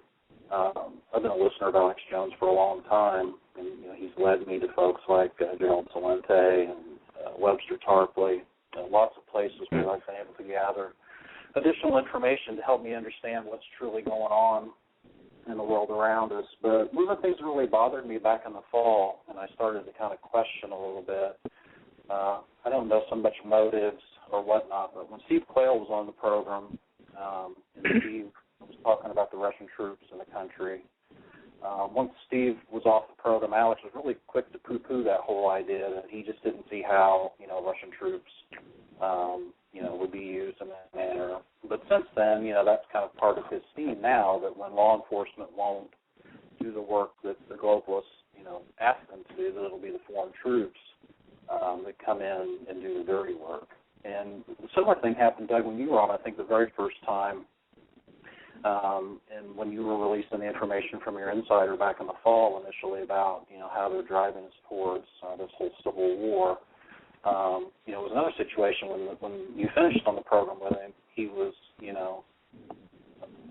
almost talked down to the fact that, well, I don't need an insider because, I know this information because I've read their documents. And knowing the work that you do and listening to Steve for so many years, it moved in my spirit for me just to kind of be on the watch, I guess, for some of the things that he does. So that brings me to the whole Piers Morgan thing. I know the work that you all do, putting yourselves out there, I know that, you're in the crosshairs. Alex knows that. Alex talks about it a lot on the air.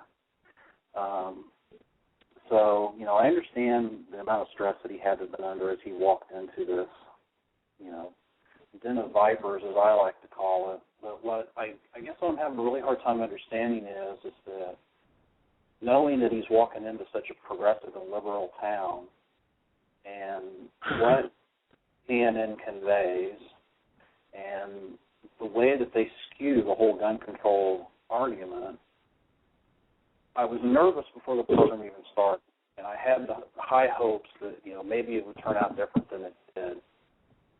But when I told a colleague when I went to work the next day, I really felt like Alex just gave them the ammunition that they needed, and that was exactly what, when Piers Morgan called into Politico the next day to do an interview, one of his statements was, Alex is one of the best advertisements for gun control that we could have ever asked for. Okay. Given the platform that he has, I'm armchair quarterbacking, yes, but I haven't put myself in the position that Alex has gotten to be, a leader in the alternative media.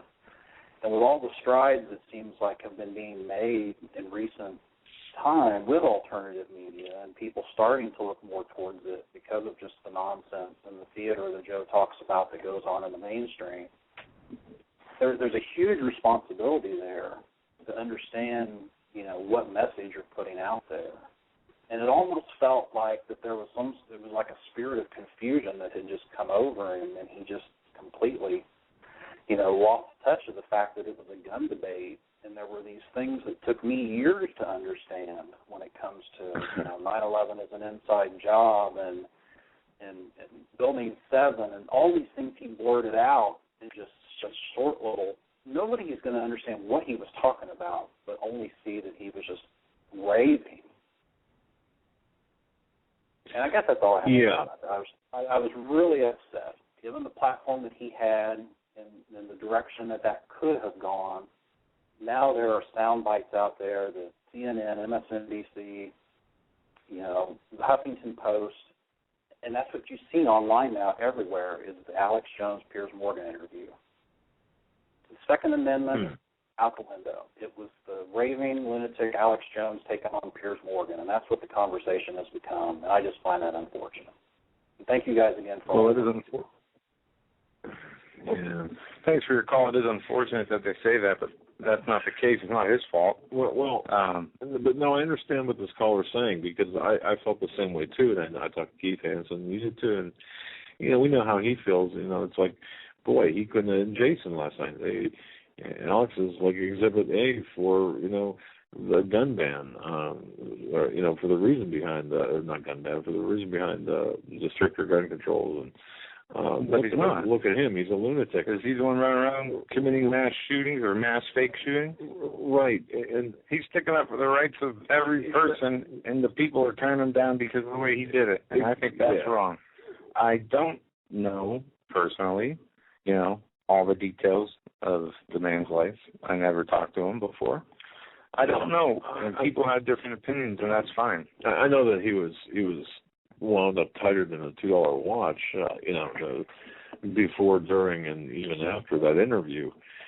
Caller, look, I understand where you're coming from because I too feel that if it would have been me, boy, I would have handled that a little bit differently. But then again, I was not in that arena. I wasn't in that hot seat at the time. I don't know. And you're dealing with what happened. A foreign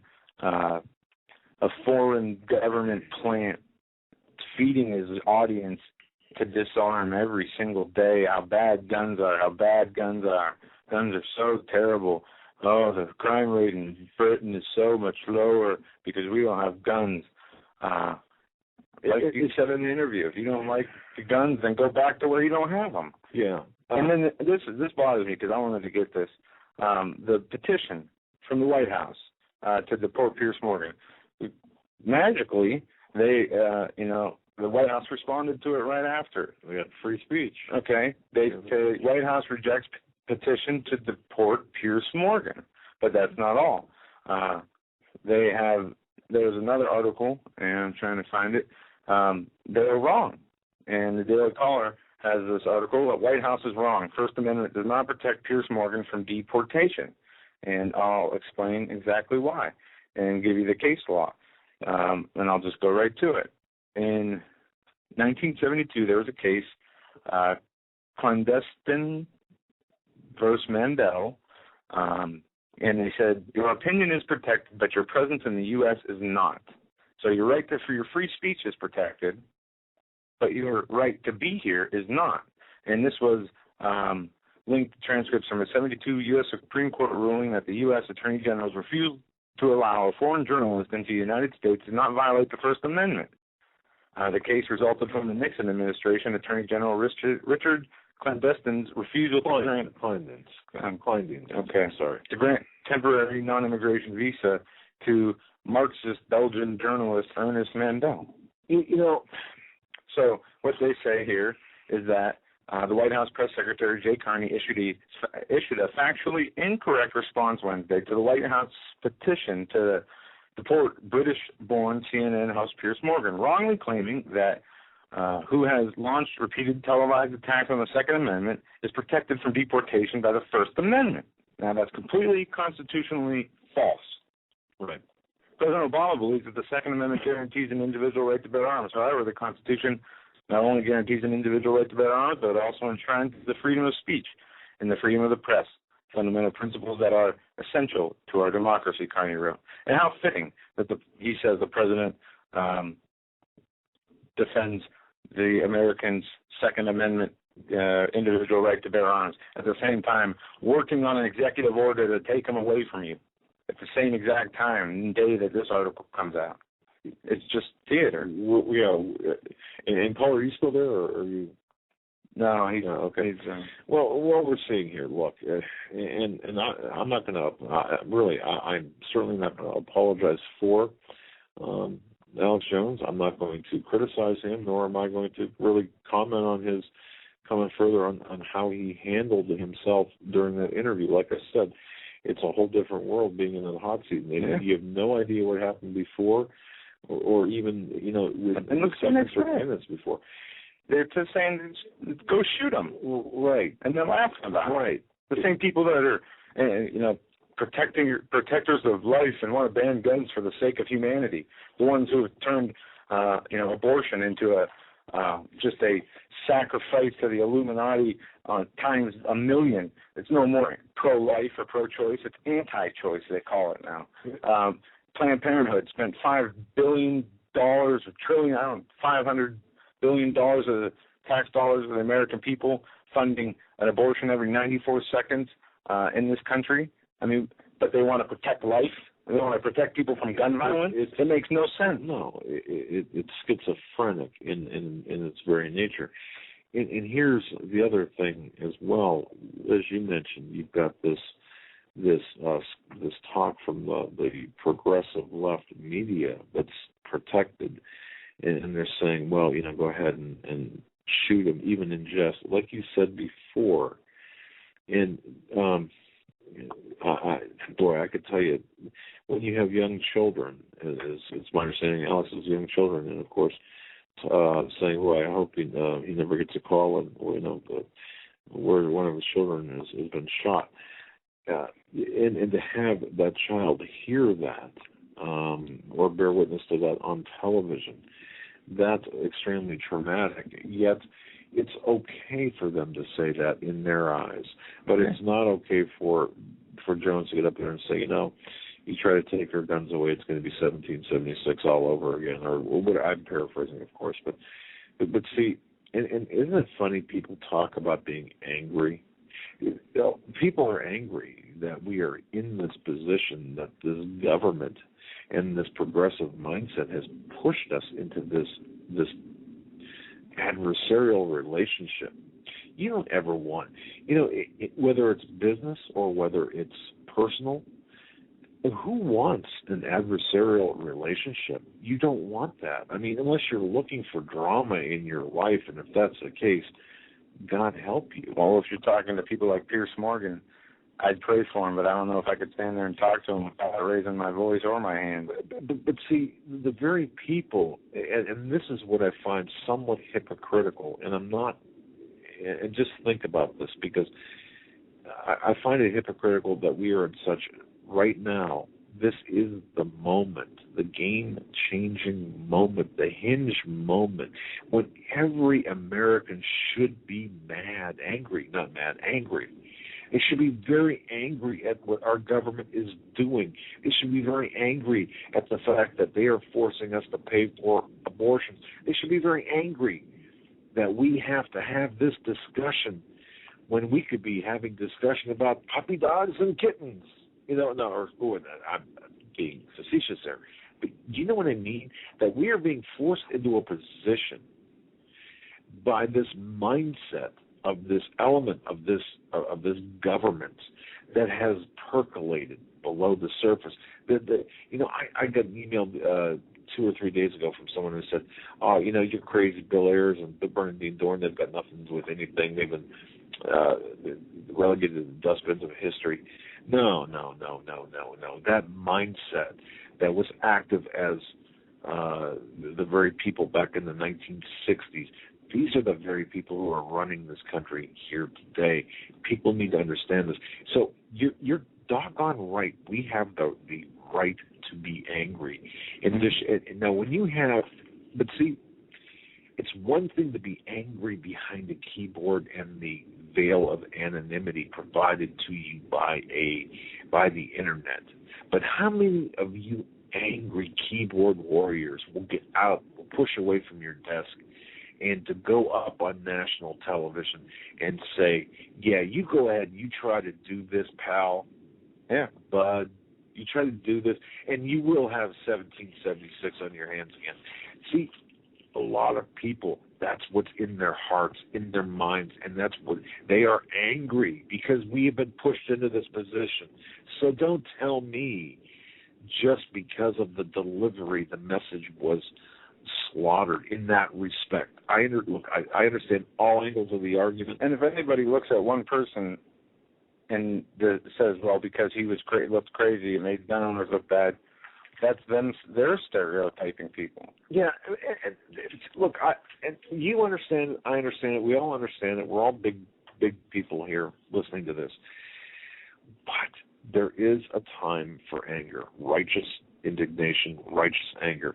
And those of you listening who are not righteously angered by what the position our government has placed us in, then I have to say you haven't been paying attention, because we have the right, and I would even dare say the duty, to be angry at the people who have forced us into this position, to be angry at the Bloombergs who say, you know what, you only get 16 ounces of soda in that's the only thing you're allowed to buy. They've got their fingers, their hands, their fists down our throats and into our lives and into every part of our society. And how far? And if you're not angry at the TSA for fondling and sexually assaulting your mother, your wife, your daughter, yourself, and you're a guy standing there and saying, well, it's for the sake of security. Okay, I cannot think of a more, and if you're a proud metrosexual, whatever that means, then you know what? You don't have the guts. I dare say, if you stand there and you would watch someone sexually assault, because that, by definition, that's what it is. See, that's the thing.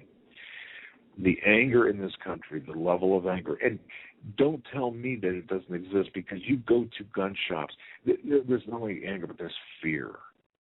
And fear breeds anger and feeds off anger, and anger feeds off fear. And this is exactly what this government has pushed us to. Why do you think you can't buy a bullet for an AR-15 or an AK-47? You think it's because all of a sudden everyone's taken up elk hunting? I don't think so. It's because they know, and we know as Christians, and we know as humans, we know as intellectual beings in our hearts and in our minds, that there is something bad coming down the pike. And it's because of this, of the leaders that we put in there. And and how many of you on a Sunday morning or whatever, you're watching television, you're watching the Sunday morning news programs, or whenever you're watching the news programs, and you see Speaker Bonnier up there folding like a cheap lawn chair with respect to the debt. Oh, okay, and you're not angry. Oh, you are angry. Yet you've got the audacity. You have got the audacity to say, well, I would be a little bit more, I'd have more decorum. Well, perhaps, maybe the decorum should have been there. Maybe, but you know what? It is what it is. It's not about Alex Jones. It's not about Doug Hagmann. It's not about Joe Hagmann. It's not about John Smith. It's not even about Piers Morgan. You know what it is? It's about our rights as human beings, the rights that God gave us, and the rights that were enumerated by the Constitution.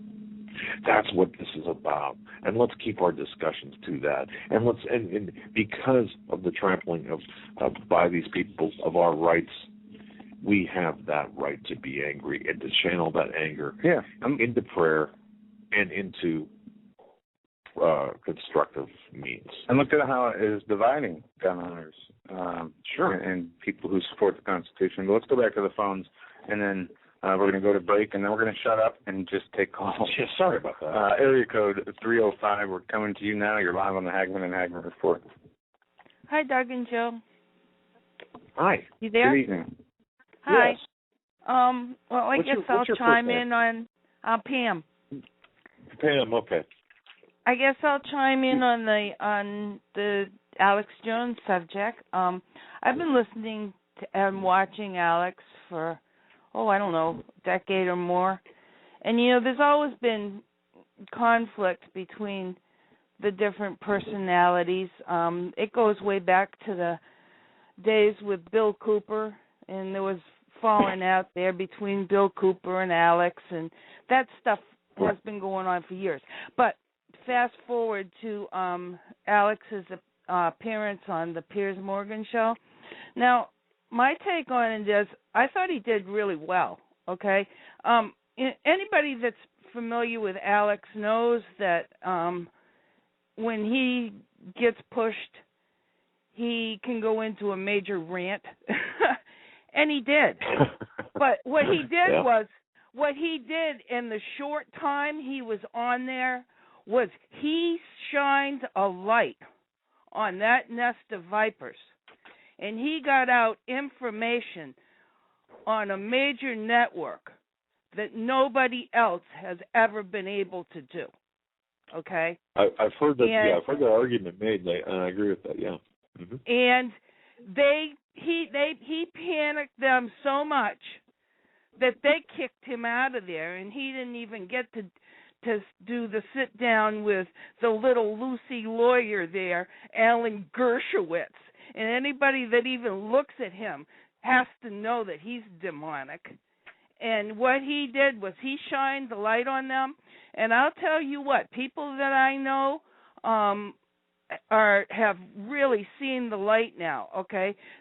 People that really thought there was a point where this could be turned around and they could get the people to side on the Second Amendment and everybody's going to get along and we're going to get to keep our guns and da-da-da-da-da. That's all out the window. Everybody knows that what these people are now. Everybody knows what the plan is. Everybody knows this is a communist takeover, and everybody knows that there's no rational discussion with any of these people, okay? They want us dead, just like Bingo. The plan was way back when, and that's it. That they hate us. There's no dealing with them, and all Alex did was he kicked it into high gear and he shined the major spotlight on it, okay? And everybody better start praying for Alex and his family, because he's in a serious world of hurt right now.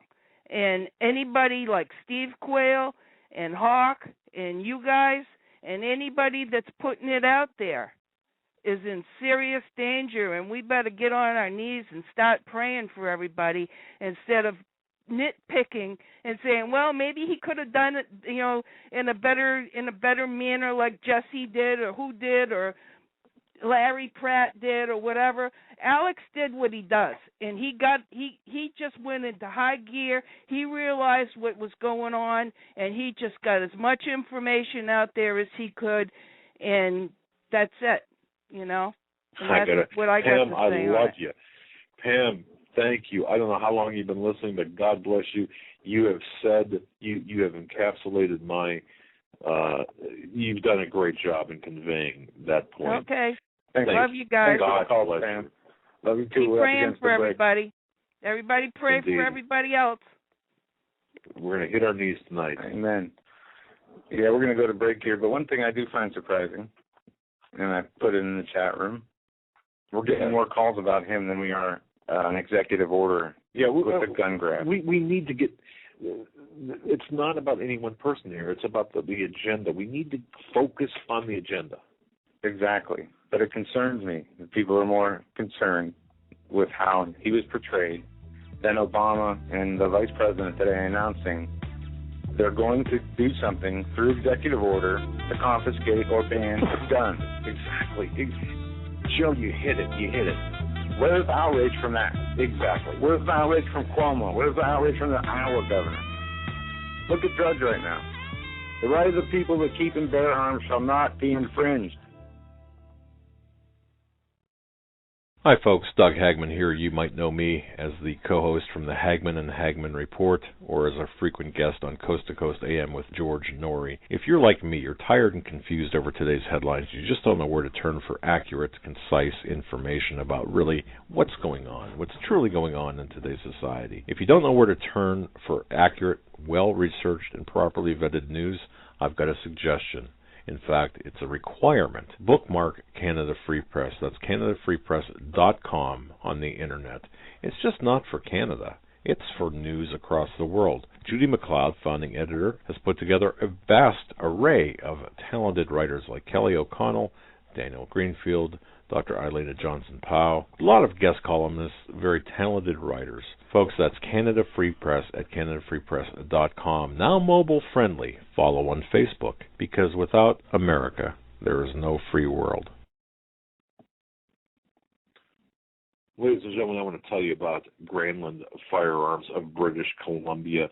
I know we've got a ton of listeners up in Canada, and I know we've got many listeners in British Columbia. Granland Firearms of British Columbia, it's a hunter's paradise. Carl Granland, the owner, has been in business for over 20 years in Campbell River, British Columbia, Canada. Folks, you've got to go to their website, GranlandFirearms.com. That's GRANLUND firearms.com. Or just go to HomelandSecurityUS.com. Click on the icon on the right-hand side of our page and go visit the page. Look at some of the photographs. What a beautiful array of photographs. But even more importantly, look at the inventory that they have. They provide all kinds of supplies, gears for hunters, including new and used rifles, shotguns, all kinds of brands. I mean, Ruger, Mossberg, Barlin, Browning, Weatherby, Remington, and so on. They've got a full line of pellet guns, ammunition, reloading supplies, clothing, scopes, binoculars, anything that the hunter might need. And you know what? I would visit Canada. If I were a hunter going on a hunting trip, that's where I'd go. I'd be going up there in the Pacific Northwest, British Columbia, in that area. And I'll tell you, the first person I'd grab a hold of, or even before I went, I'd be talking to Carl Grunland. Carl and his wife are great people. They know what they're talking about. They've been in business for a long time. And even more importantly, by supporting Granland Firearms, you know what? The Granlands are plugged into what's taking place in America and all across the world. They know what's going on. You could get your firearms or supplies from a dealer down the road or in another city. Sometimes they just, they don't care. But these people care. They're like family. They're great people. Just go to HomelandSecurityUS.com. Click on the icon or the small ad there for it, GranlandFirearms.com. Pay the website a visit. Sign their guest book. Tell them you heard this on the Hagmann and Hagmann Report. And if you have any needs, especially if you're in Canada, and especially if you're in British Columbia, give them a call. And by the way, they've got there's a book, I'll tell you. It's called Tree Beyond the River, 2nd edition. It contains news stories and photographs, pictures. Holy cow! It's about cougar hunting on Vancouver Island. It's by Carl Granlund. You've got to take a look at this book. I'm telling you, it's a fantastic book. And on the link to the book, there is a picture, just an incredible picture of a cougar. Now, I'm a city boy. I've never really seen a cougar except on this website. You got to visit. That's GranlundFirearms.com, GranlundFirearms.com. Tell them Doug and Joe sent you.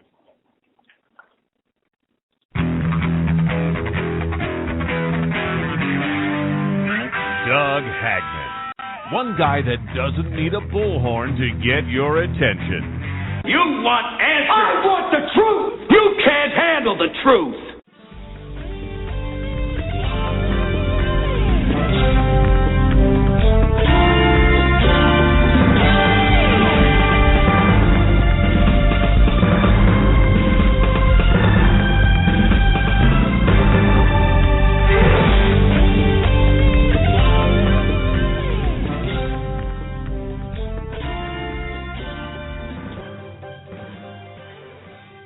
And welcome back, ladies and gentlemen, to our third and final hour of this Wednesday, January 9th, 2013 show. We're going to go right to your phone calls, and we're going to go to area code 406 first, then go to Chad, then Sheila.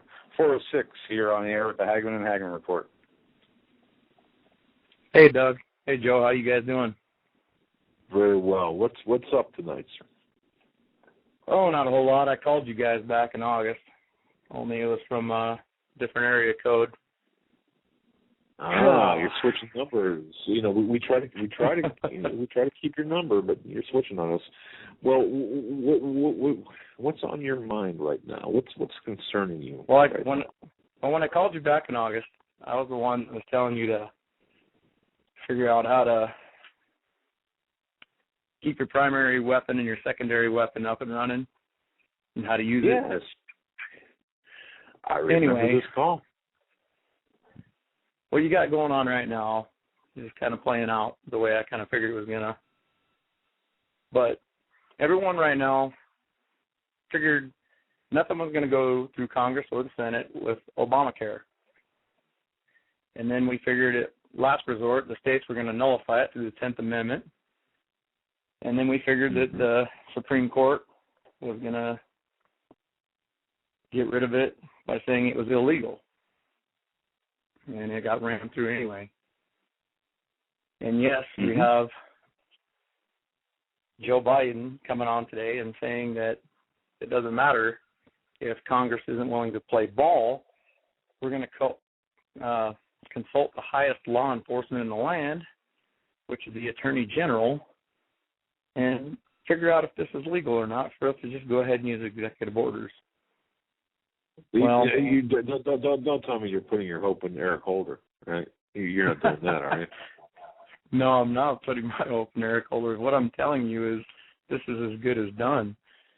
What I'm telling you is the same guy that did Fast and Furious and was under indictment and never testified and said he didn't have to testify is going to judge whether Obama can use executive orders to do what he wants to get done. And Eric Holder's going to say, no, he's wrong on it. I mean, in the history of executive orders, Congress has never blocked a single one, ever. They just did with Obama, if I'm not mistaken. I remember it from a week and a half ago, 2 weeks ago. I don't believe so. They've never blocked a single. Oh, yes, they did. I'm sorry. No. You are correct. You are correct. It was, they did block one executive order. But that aside. Well, then, how about Bill Clinton? How about Bill Clinton hijacking a tech speech today? I mean, it was supposed to be a speech to a bunch of technology people, and Clinton gets up there and starts speaking, and he just totally hijacked the speech, and the next thing you know, it's about gun control. I mean, that's kind of like going to a bunch of chicken farmers, and they're talking about what breed of chickens they breed, and the next thing you know, you're talking about gun control. I mean, every single one of these rabid liberals that aren't really liberal like Thomas Jefferson was, they're more like communists or fascists And I love how they called Alex Jones a fascist, by the way, because they said that they wouldn't let John Lennon and everyone talk in America, and that Alex Jones was a fascist because he didn't want to let Piers Morgan talk. But anyway, yeah, they throw out these that's funny. words. They have no. That doesn't even meet the definition of. I mean, they throw out these words without knowing the true definition. Fascist, Nazi. It's learning definitions and then make your accusations. I try real hard not to laugh when they call Alex Jones a fascist, but anyway, the thing is, Doug, they're going to get this ran through, and you know it. And, I mean, your DADS insider said it, and I've told you this. I talked to you in August. You know who I am. I'm not going to elaborate on it any further than that. My last area code was definitely different. You know that. But we know who you are, and we also know what you had for supper tonight. I'm just kidding. Just go ahead. But what I think is going to happen, I don't know. I think they're really, really getting afraid of the Marine Corps. These guys are really starting to step forward. Go on, Oath Keepers. Read what Stuart Rhodes wrote. I mean, I think you really should do a night one night and just ask for military callers. I mean, Alex does it sometimes, but I think you probably got more people listening than you think. See how many you get. I mean, just say I'd like to get military callers. If the board don't light up, then I guess maybe you'll have to skip it. But you got a lot of Marines stepping forward. That's a good idea. I mean, you got a lot of Marines stepping forward. It's good to know that during executive orders, who's going to follow unconstitutional orders, in my opinion? I mean, I know a lot of my guys ain't. I know that the guys I've been with and been around, and they're just not going to do it. But I mean, it would be a good idea to get a sounding board. But I mean, go to oathkeepers.org and look at what Stuart Rhodes wrote, and look at the comments. And I mean, they're trying to say that America's switching positions on gun control. I've been on CNN's boards. I've been on ABC's boards. I've been on all these boards, and I read the article may be negative against guns, but then I read what people write positive toward guns. Yeah. And then you can vote the comment up or down. I mean, like 97%, for the positive Second Amendment group, and like 2% or 3% against it. I mean, they're trying to, like you said, they're trying to pull one little incident. Or Alex even said today, a husband shoots his wife with a gun, and I mean, it hits the news for days and days. But 2 people get killed with hammers, and old people getting beat up because black on white crime or white on black crime or whatever it is. It's just a footnote. I mean, they're trying to push an agenda and a political event to get what they want. And the thing I've never ever really liked about liberals is, I don't care if people want to be gay. I don't care if people want to not own guns. I don't care if people want to go and hug and kiss pine trees. That's not my problem. But I don't go to Congress and try and make a law against gay people. I don't go to the Senate and try and make a law against people kissing a pine tree. I don't really care. If that's what they want to do, enjoy it. What I've really, really, really never liked about liberals or the left is you are abnormal, not functional if you are not like them. And if you're not like them, we're going to make a law that says you have to be like us. We are the founding fathers. We're the First Amendment, the Second Amendment, and all the rest of them in states' rights. You will not take that away. Fine. You want to live in New York? You can live in states that have laws like Connecticut and like New York and like Illinois. Be happy with that. But don't come to Montana, Wyoming, Pennsylvania, Kentucky, Tennessee, Alabama, all the Midwestern states, North Dakota, South Dakota. Don't come here and impose everything that's 90 degrees, 180 degrees different than what we believe. Do not come here when we only have one congressman because our population is so low. And none of us believe in what you believe in on the East Coast and the West Coast.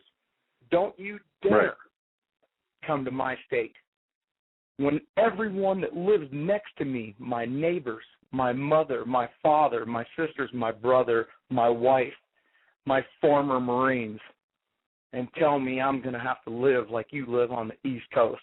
I don't live on the East Coast for a damn reason, because I don't want to be conformed to your BS. So you think you're going to go over there and you're going to make your laws and make me abide by them. Aren't we all Americans, though? Even East Coast, West Coast. We are all Americans. Hey, and we got. I'm not saying that there's no patriots in the East. I'm not saying there's no patriots in the West. I'm not saying that. Right. But I'm saying look at what color those states voted for in the election. And I'm not. There's plenty of patriots there. Don't get me wrong and say that you dang Yankees or whatever.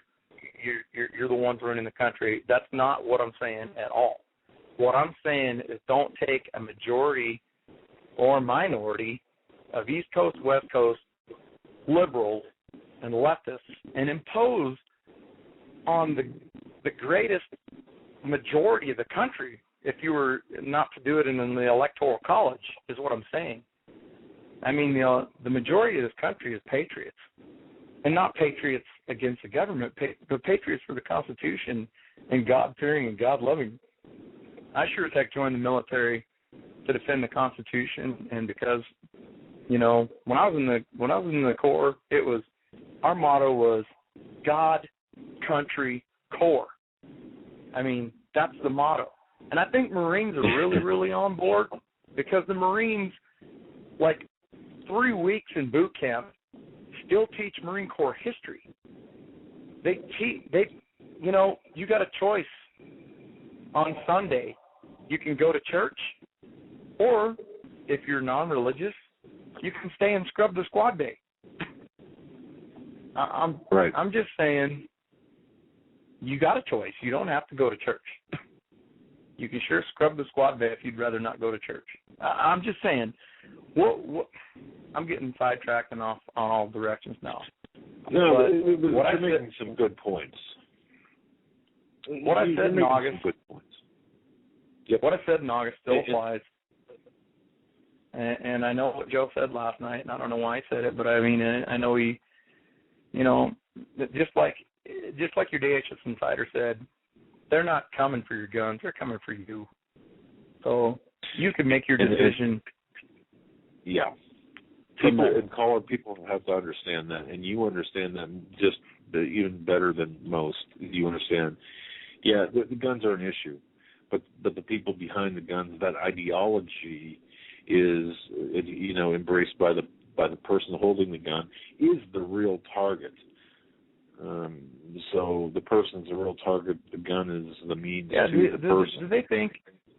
I mean, they already know, Doug, that they're going to show up, and if you're going to try and comply and play nice, they're going to be like, well, I sold, all those ARs I had, I sold those in a yard sale, and that semi-automatic pistol, I sold that at a gun show to Joe Smith.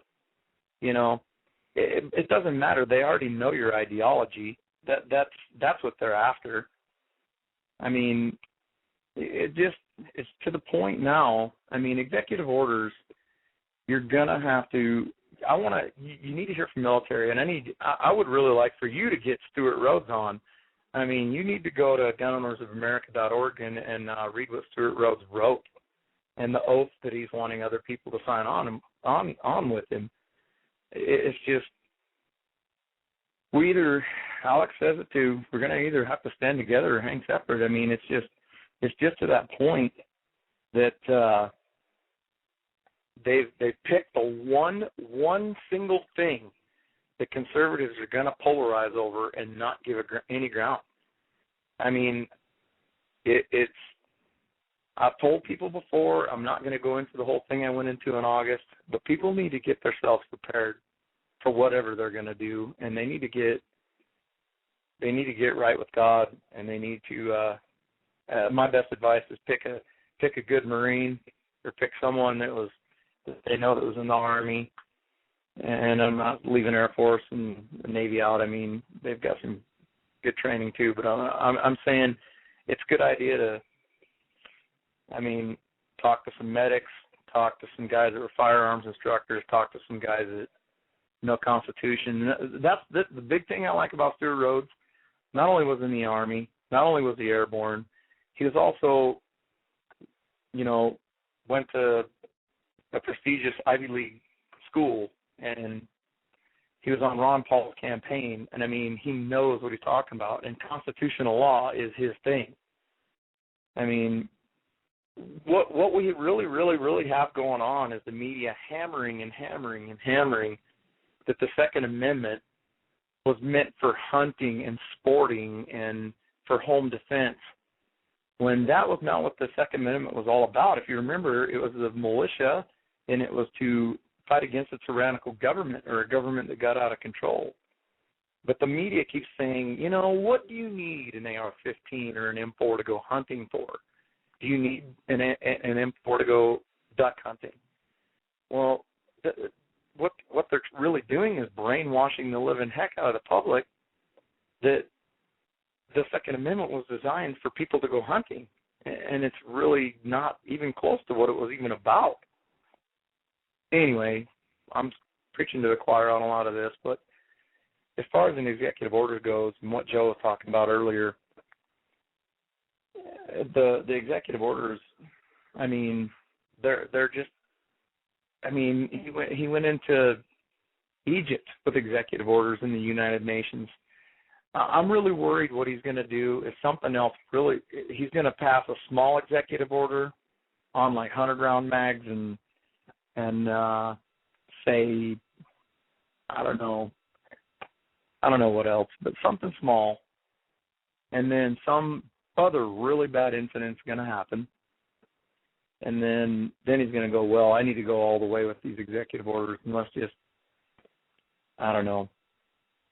I read another article that really, really made a lot of sense to me, that the 1968 gun bill that passed after Kennedy, how they made fully automatic weapons and mail-order weapons illegal, and they classified certain weapons as Class 3, and you had to buy a license and all this. He could go an end run with the ATF and say that, well, he can, like the ATF classifies an automatic weapon as a weapon that can fire more than one round by one single pull of the trigger.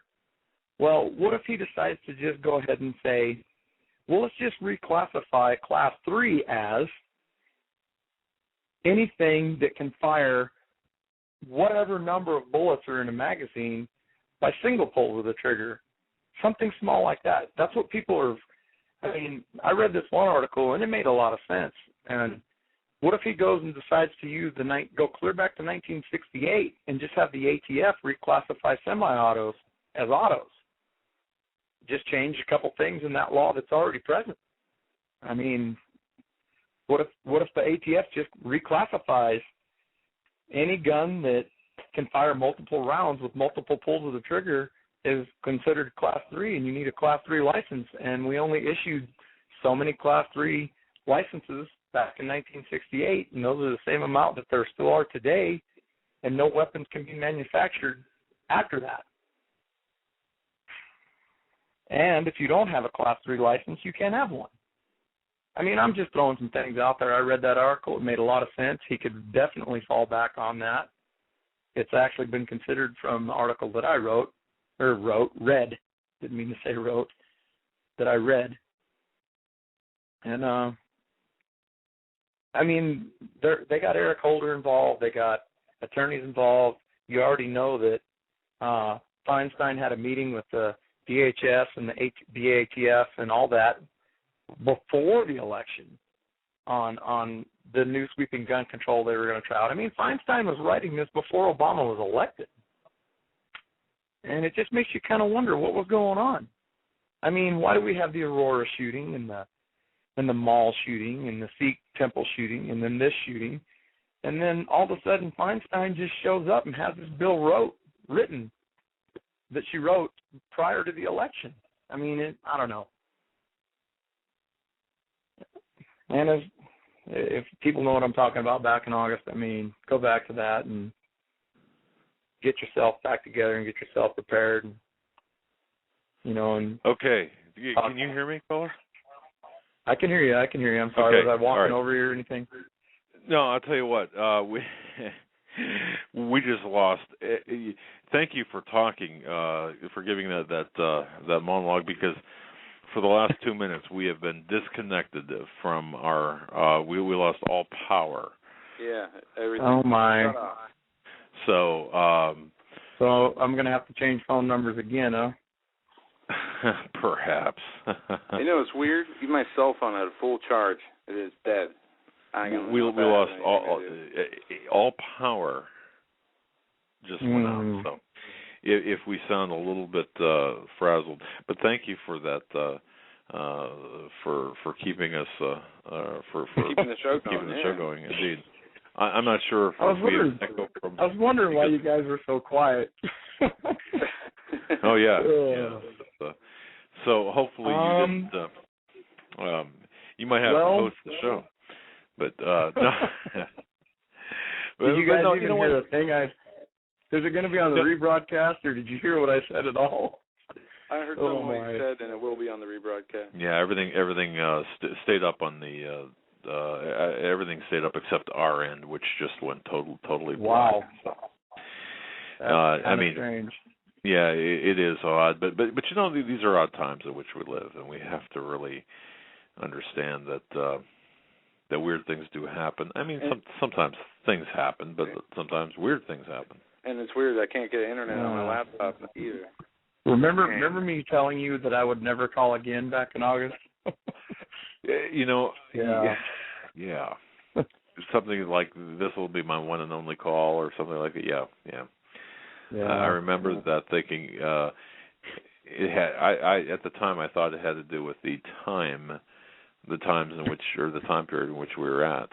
But I'm glad you called again.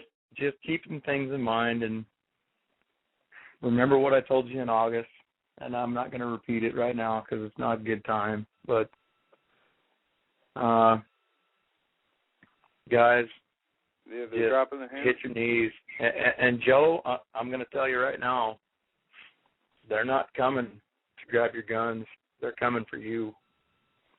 Yeah. And they're coming for They're coming for your ideas. So, just think about what you're going to do from there.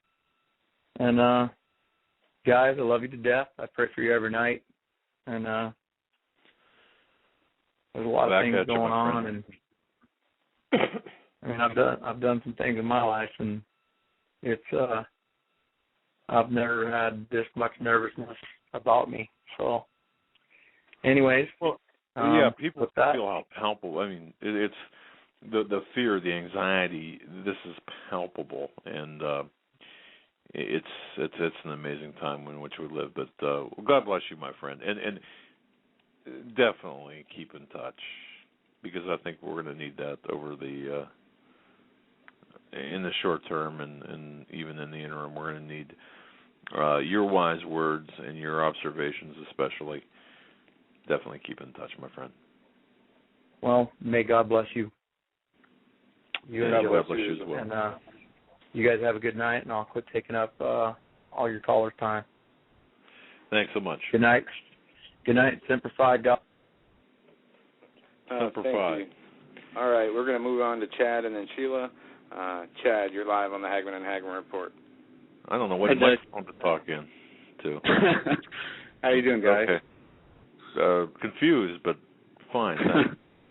Good. What's up? Hey, I actually called you. I know, Doug, that you've been recently just trying to educate yourself on the symbolism and the masonry stuff and the rabbit hole that leads you down, and how overwhelming I know you probably feel about that. But I wanted you to listen to Biden's speech again. Joe, you probably still got that on cue, right? Oh, maybe you don't now.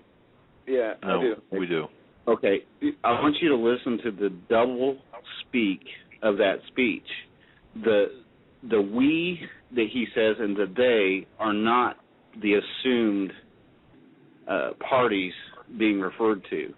Anybody who listens to that speech thinks that he's talking to us. But the we and the they are not the focus of what he is saying. So it's a double speak. He's saying two things with only saying one sentence. So listen to that again and listen to who he says the we and the they are from his perspective or from the Masonic perspective. Go ahead. Let's bring this up again. It's a short clip. 23 seconds. 23 seconds. Let's bring this up again. The president is going to act, or executive orders, executive action that can be taken. We haven't decided what that is yet, but we're compiling it all with the help of the Attorney General and all the rest of the cabinet members, as well as legislative action we believe is required. So I appreciate you very much being here. Okay, I didn't catch a they in there. I got the we, but not the they. Right. What he's saying is that we will take care of it. It's supposed to sound reassuring, but the we he is speaking about and the reassurance he is giving is to the like-minded brethren of their orders. Caller, really, that's an interesting point because you had characterized my research into symbolism and numerology and such. It's deeper than that. It's identifying who is behind the shadows, who is behind the curtain, and that does include, the symbolism and that's part of it, but not all of it. And you're right when you say that. Now, when I hear that again,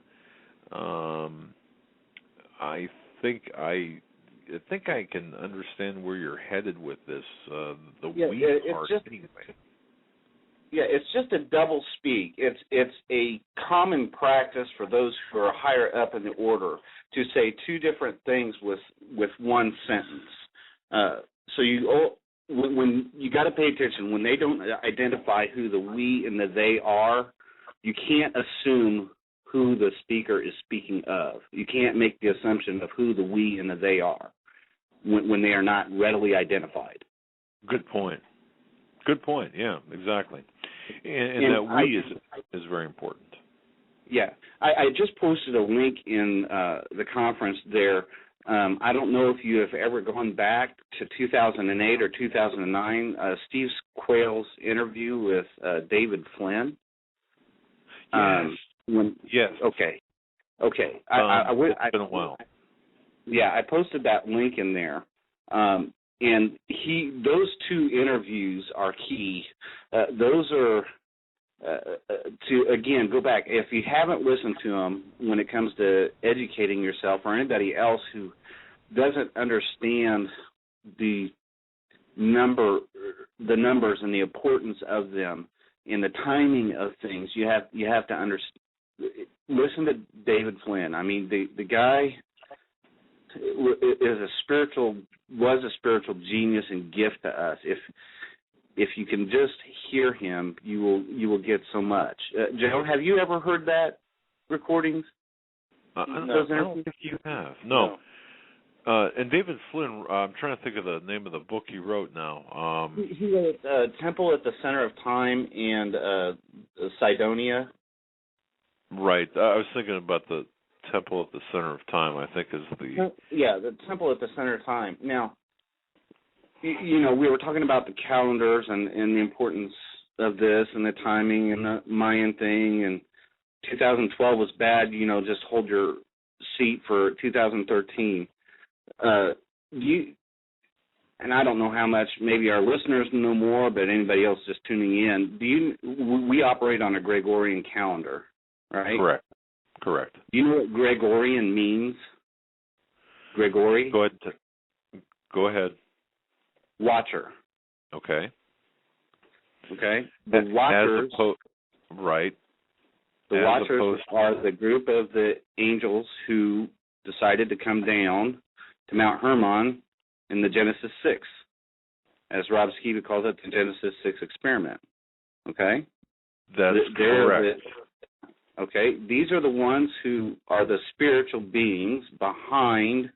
They're the generals, those guys were shut up, but it's the same spirit that's behind the changing of times and distances and things of that nature to play out. So anyway, I just wanted you that I'll keep it brief, but just go back and listen. When you listen to these speeches that are leaders or officials, anytime they're getting behind a pulpit, listen carefully to what they're saying and try to consider that there is something else being said with the very same words. Who the we and the they are identified. When they don't readily identify them, pay attention, because they're playing on an assumption that you have, that we are the ones who are being spoken to. Very well said. Very well said. And don't forget the difference, and we can go back and compare, the Babylonian calendar versus the Gregorian calendar, and the significance behind that. Right. So when you line up the 1776, for instance, this will be just an easy, brief one, okay? Yeah. The Greek word, okay. Hebrew and Greek letters are also the numeric system, okay? They each have numbers associated with them. Correct. Okay? All right. Yep. So the Greek letters, if you spelled out Jesus, the numeric value of this is 888. In Hebrew? Okay. From the in Hebrew? Greek. In Greek. Or in Greek, okay. In Greek, 888. That's the numerical value of his name. Now, they had in purpose the purpose for the founding of this nation, their coming of the Messiah, or the second coming, what would be referred to as the second coming. 888 times 2 is what? Hold on, caller, we're losing you. You're getting cut off. Okay, his numerical value is 888. The second coming, if you take that times 2, you get what number? 888 times 2. 888 times 2. Now you're I don't know if you're talking on a cell phone or Skype, but it's a little choppy there. But go ahead. It's a cell phone. 1776. Right. Is the number you get. Okay. Right. So when you start looking into all these things, and it's just amazing. I won't take up any more time. Look at that link, David Flynn. Go to the Watcher website. Steve Quayle's interviews. You can go. I'm sure you can go to his site or Hawk's site and probably still find them archived on there from 2008, 2009. Just give a listen to David Flynn. I know it's hard to understand some of the things that are there, but I guarantee you it will not be a waste of your time if you just give yourself the 1 or 2 hours to listen to what they are speaking about there, because it's more relevant to what we see happening today than what they could even see then, 4 years ago. I agree, and I do believe I've got that interview downloaded onto a hard drive. We might put it up with their permission onto our YouTube channel, because I think it's an important dissertation. So that said, okay. I'm going to thank you for that. I'll let you go. All right, bye. All right. Yeah, and folks, people in chat are saying we're choppy. It's not the caller. Oh, we're choppy. Yeah, I don't know how that is. We're on landlines. But let's move on. All right. Sheila, you've been on hold, patiently waiting. We're going to you next. You're live on the Hagmann and Hagmann Report. You're not choppy to me. I can hear you just fine. Thank you. I got something here that goes along, I think, with what they're trying to do with the guns. Have you seen this bill? It's called HJRES 15. Yes. That's to extend the yes. That's to extend the term limits of the president, right? Exactly. All right. Very interesting. Yeah. Now that pops up every so often. Not that bill. I mean, that attempt pops up every so often. But I'm not so sure, Sheila, that we're going to even have that opportunity once the economic crisis hits. I got a feeling that we're not going to be even entertaining resolutions in the manner. It's going to be a more of a dictatorial situation. than anything else. But yeah, it's interesting that this pops up. Yeah, right here at this time. Yes. Well, you know. I mean, like, you know. Yeah. Go ahead, Doug. No, Sheila. It's something that I would not put a lot of emphasis on, at least not now. The intent is to keep Obama in office to finish the job of the complete annihilation of America as a republic. People have to understand that, and that's what the job is. It's gonna happen just like the gun legislation or the gun reclassification, ultimate confiscation. That's the ultimate goal. It's going to happen. It doesn't have to happen through Congress. It can happen through executive order, as indicated by Biden. If that does, that's going to hasten the hostilities here in this country. I'm convinced of that. Well, you know, I noticed last week when Boehner and the like met with Obama at the White House, and the reporters were outside the White House when they all came out. And Nancy Pelosi was the last one to come out, and something stopped her in the driveway. She was scared. You could see it in her face. And she had some man with her, and he was looking somewhere off.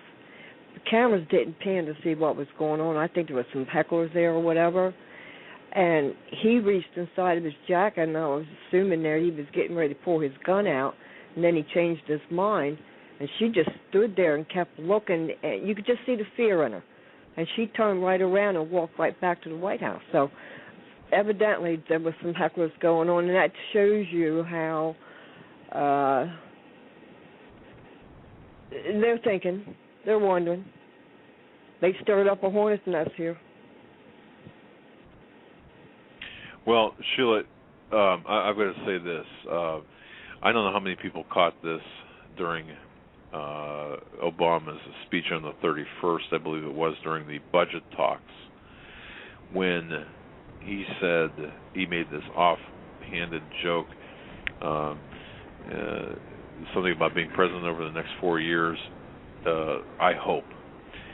Did you catch that? Did you see that? No. When was the speech? I tend to mute him.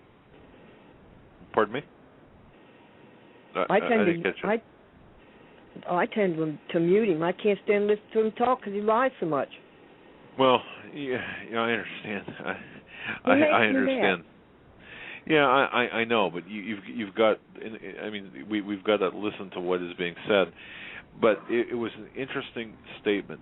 People have made. I caught that live. I don't listen live usually to his speeches, but I was in a position to listen to him live, and I caught that. And I thought, what an odd thing to say. And I have a feeling, just judging by his body language and by watching his body language, by watching his mannerisms, micro expressions even, that wasn't a joke. He did not mean that. There was something more behind that. No. And I don't want to go where I was going to go, so I'll just leave it at that. And you were saying just here, what, a week ago, 2 weeks ago, that you were told that he may not last the 4 years he's in there. How interesting is that? Exactly. And it's interesting because that came before that speech. And now that doesn't mean, something bad happened, or, the termination, or it doesn't mean his death, is what I'm trying to say. It could be impeachment, it could be something totally different, or even the reconstruction of our republic. But I just felt that was a very misplaced, odd thing to say at that time. And I would urge people to look at that. I would urge people to look at it was the fiscal cliff speech on, I think it was on New Year's Eve during the day. So I got to listen to him. Well, Just right. if you find it, you'll find it on the internet. Just search for Obama speech. I'm trying to think of what other search term you could use. Not finished, or I hope, President, I hope, or something like that. You'll find it. It's interesting. It's a very short clip. Yeah, I can only take it for a couple minutes, but I got him off. No, I'm right there with you. All right, well, I'm sorry about the dead air over there. I was thinking this poor soul had to take over your program for you. No, I'm glad he did. We're glad he did. Well, I'm We're like, holy cow. Yeah, I after about a couple minutes, I'm like, Doug, Joe, were you there? No, you weren't. But that's okay. Well, you really have to worry when you hear this loud pounding like a battering ram, and then a couple of sounds like squibs through a barrel, and then dead air. Then you'll have to worry. But anyway, well, we love God you bless you anyway. We love you anyway, dead air and all. All right. Well, thank you. Have a good night. You too. Bye-bye, honey. Bye. All right, we're going to move right along here. Area code 917. 917, you're up. What's up, guys? God bless you. God bless you as well. What's on your mind? What's not on my mind? I mean, the Second Amendment thing is crazy, especially coming from a constitutional lawyer who, I guess, what he studied at school was shredding it to pieces. And you know, the word that could describe 2013 so far is just hypocritical double standards. I mean, whether it's Mayor Bloomberg or I live in New York City, whether it's Bloomberg or Cuomo or Pierce Morgan, the mainstream media, Feinstein, Chuck Schumer, it's just a bunch of hypocrites. Everything they say we can't do, they could do. You could even boil it down to the banks with Wells Fargo and Bank of America. They could launder drug money, but if you sell a couple ounces of illegal drugs, you go to jail. They could steal money from us. They could steal money from us. I could steal $100 from a store, and I'll get arrested. This guy, Bernanke, could print all the fake fiat currency he wants. I could try to make a counterfeit $100 bill, use it in a bodega, and I'm going to jail. You know, just the way that this government is, what it's turned into. It's, you know, I'm a big Alex Jones fan. That's how I found you, Doug. Now your son. I listen to you guys every night.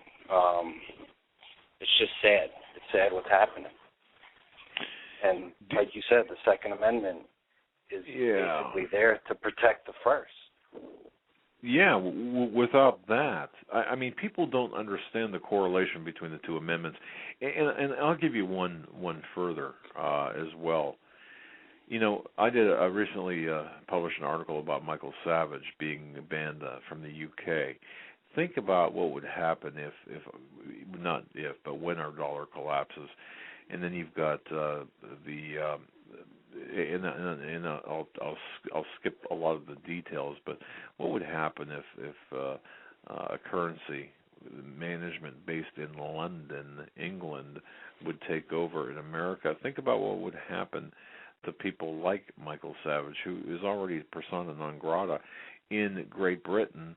And you've got this built-in mechanism now for an attack on, well, our Constitution would be shredded anyway. But the fact is, you know, there goes. You know, we would all be Michael Savages at this point. And people don't understand how deep and how reflective that situation is, and how much that could, because our government can't protect Michael Savage, they're not going to protect us either. I know. And they couldn't even get one of our Marines out of prison in Mexico. It's like, you know, you let them into our country and they don't let us out of their jails. You know, it makes no sense. And when you look at the Constitution, you know, the Fourth Amendment really, even though it's still there, I live in New York, unfortunately, with these stupid stop and frisks, which are completely unconstitutional. Have you been stopped and frisked? I've been stopped and frisked, and I'm Italian. I'm a white male living in the city, and I've been stopped and frisked for no reason, and I've even had my apartment illegally raided by 8 undercover detectives for no reason. And they put my court date 90 days after I was falsely arrested so that I couldn't file a civil suit, and the judge threw the case out right away. What were the charges, if I can ask? I had no charges. They say that they found a substance that looked like something, which it wasn't. But they were looking for guns, and I'm like, I live in the city. I can't even get a hunting rifle possession permit here. You know, that's another thing with this gun control. It's like I hear all these liberals. I'm politically agnostic. If anything, I would want Ron Paul to be president. I just believe in the Constitution and less government. Right. And, you know, this country, what it's turned into, and you hear all these liberals, oh, you don't need this, you don't need that. They don't even know the proper definition of what a semi-automatic weapon is. You know, my little sister, she lives upstate. If 3 guys broke into her house and 2 of those guys could take 3 bullets each, she's still going to be screwed with the 3rd guy because she's only 4 feet tall. So it's like they don't understand that it's here to protect you. And the war on guns would be just as successful as the war on drugs and the Federal Reserve, only letting the criminals get their hands on it. I mean, look at Chicago, look at New York City.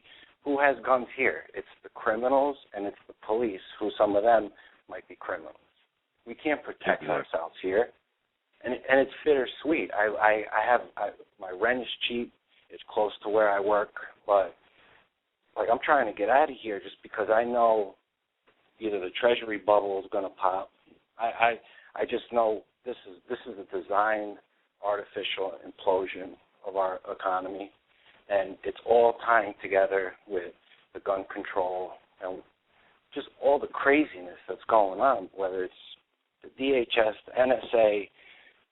It's stressful. You know, most people, I saw on Drudge today that 81% of New Yorkers voted for Obama, and I find that hard to believe unless it was everybody on welfare. I don't believe what the tally on the vote says, because it's not who votes that counts. It's who counts the votes.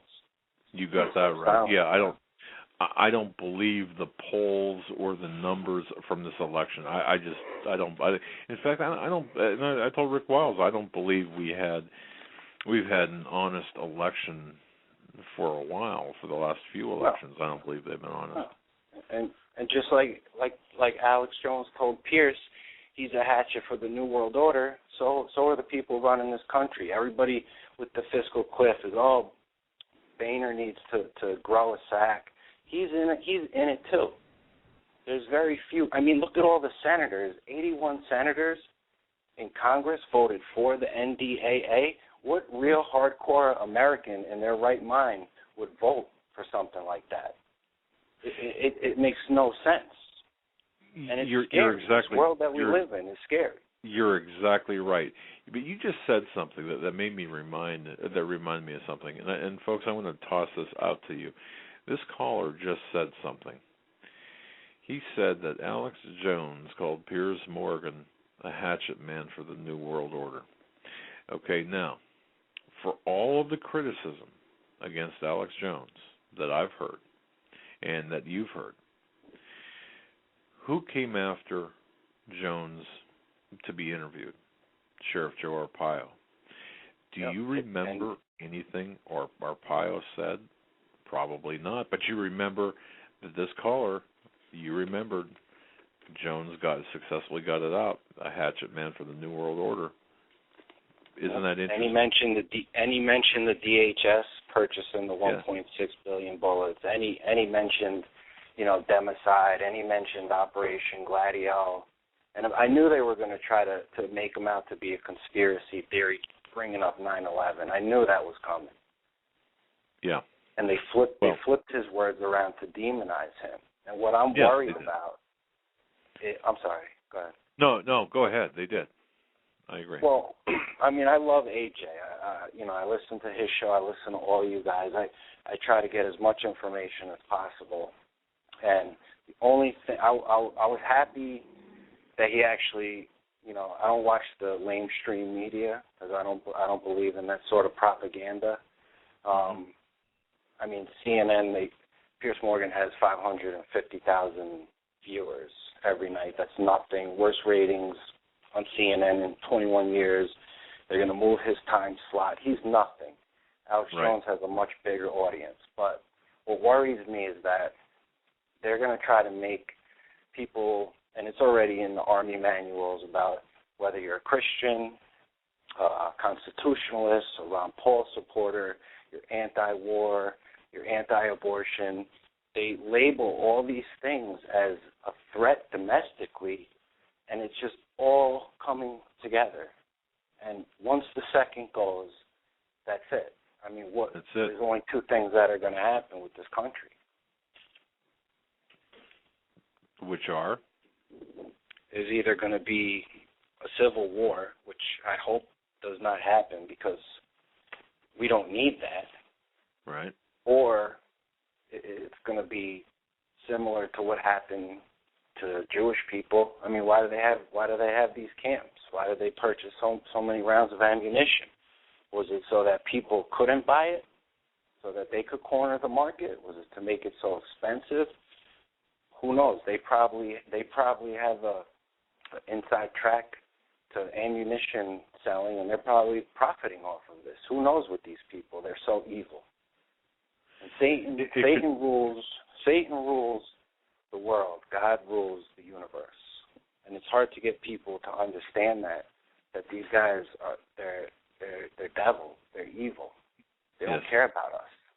Why would I understand 20 kids were murdered, so we think. I mean, I haven't seen any proof.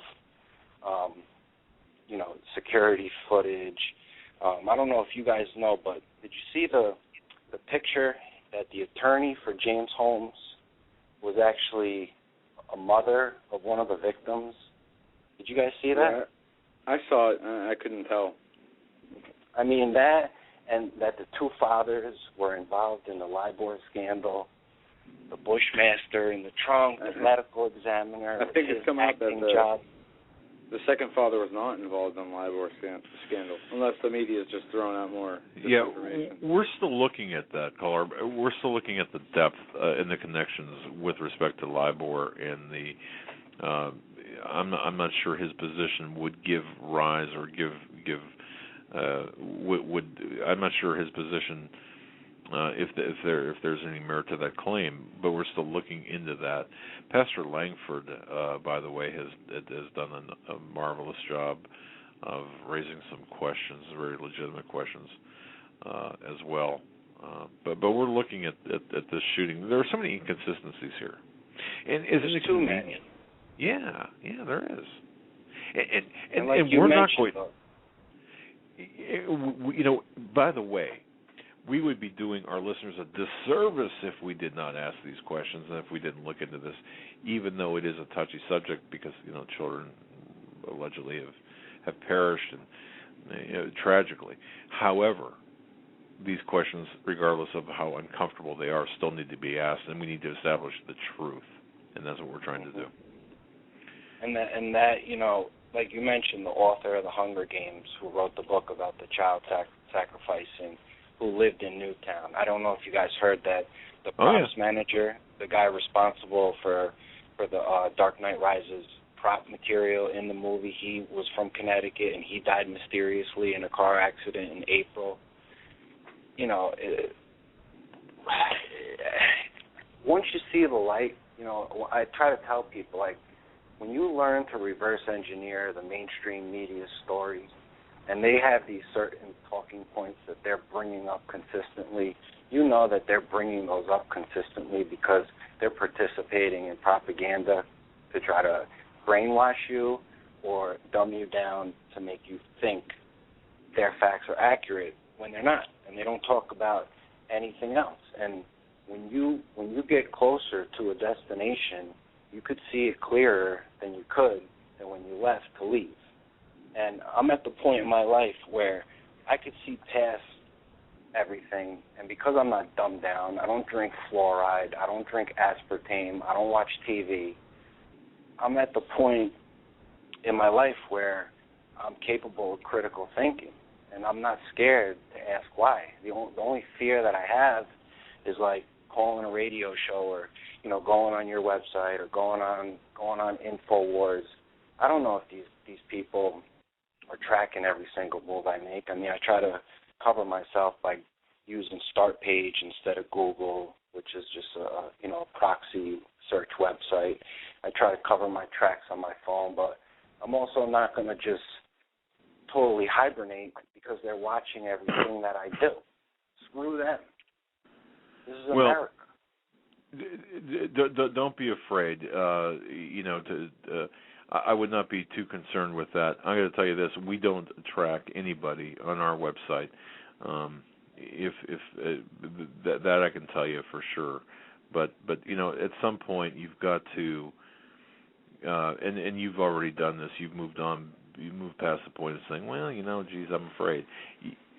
Knowledge replaces fear. Knowledge replaces fear, and I'll tell you what, action is where we're headed. And I have a feeling, caller, that we are going to see a lot of action.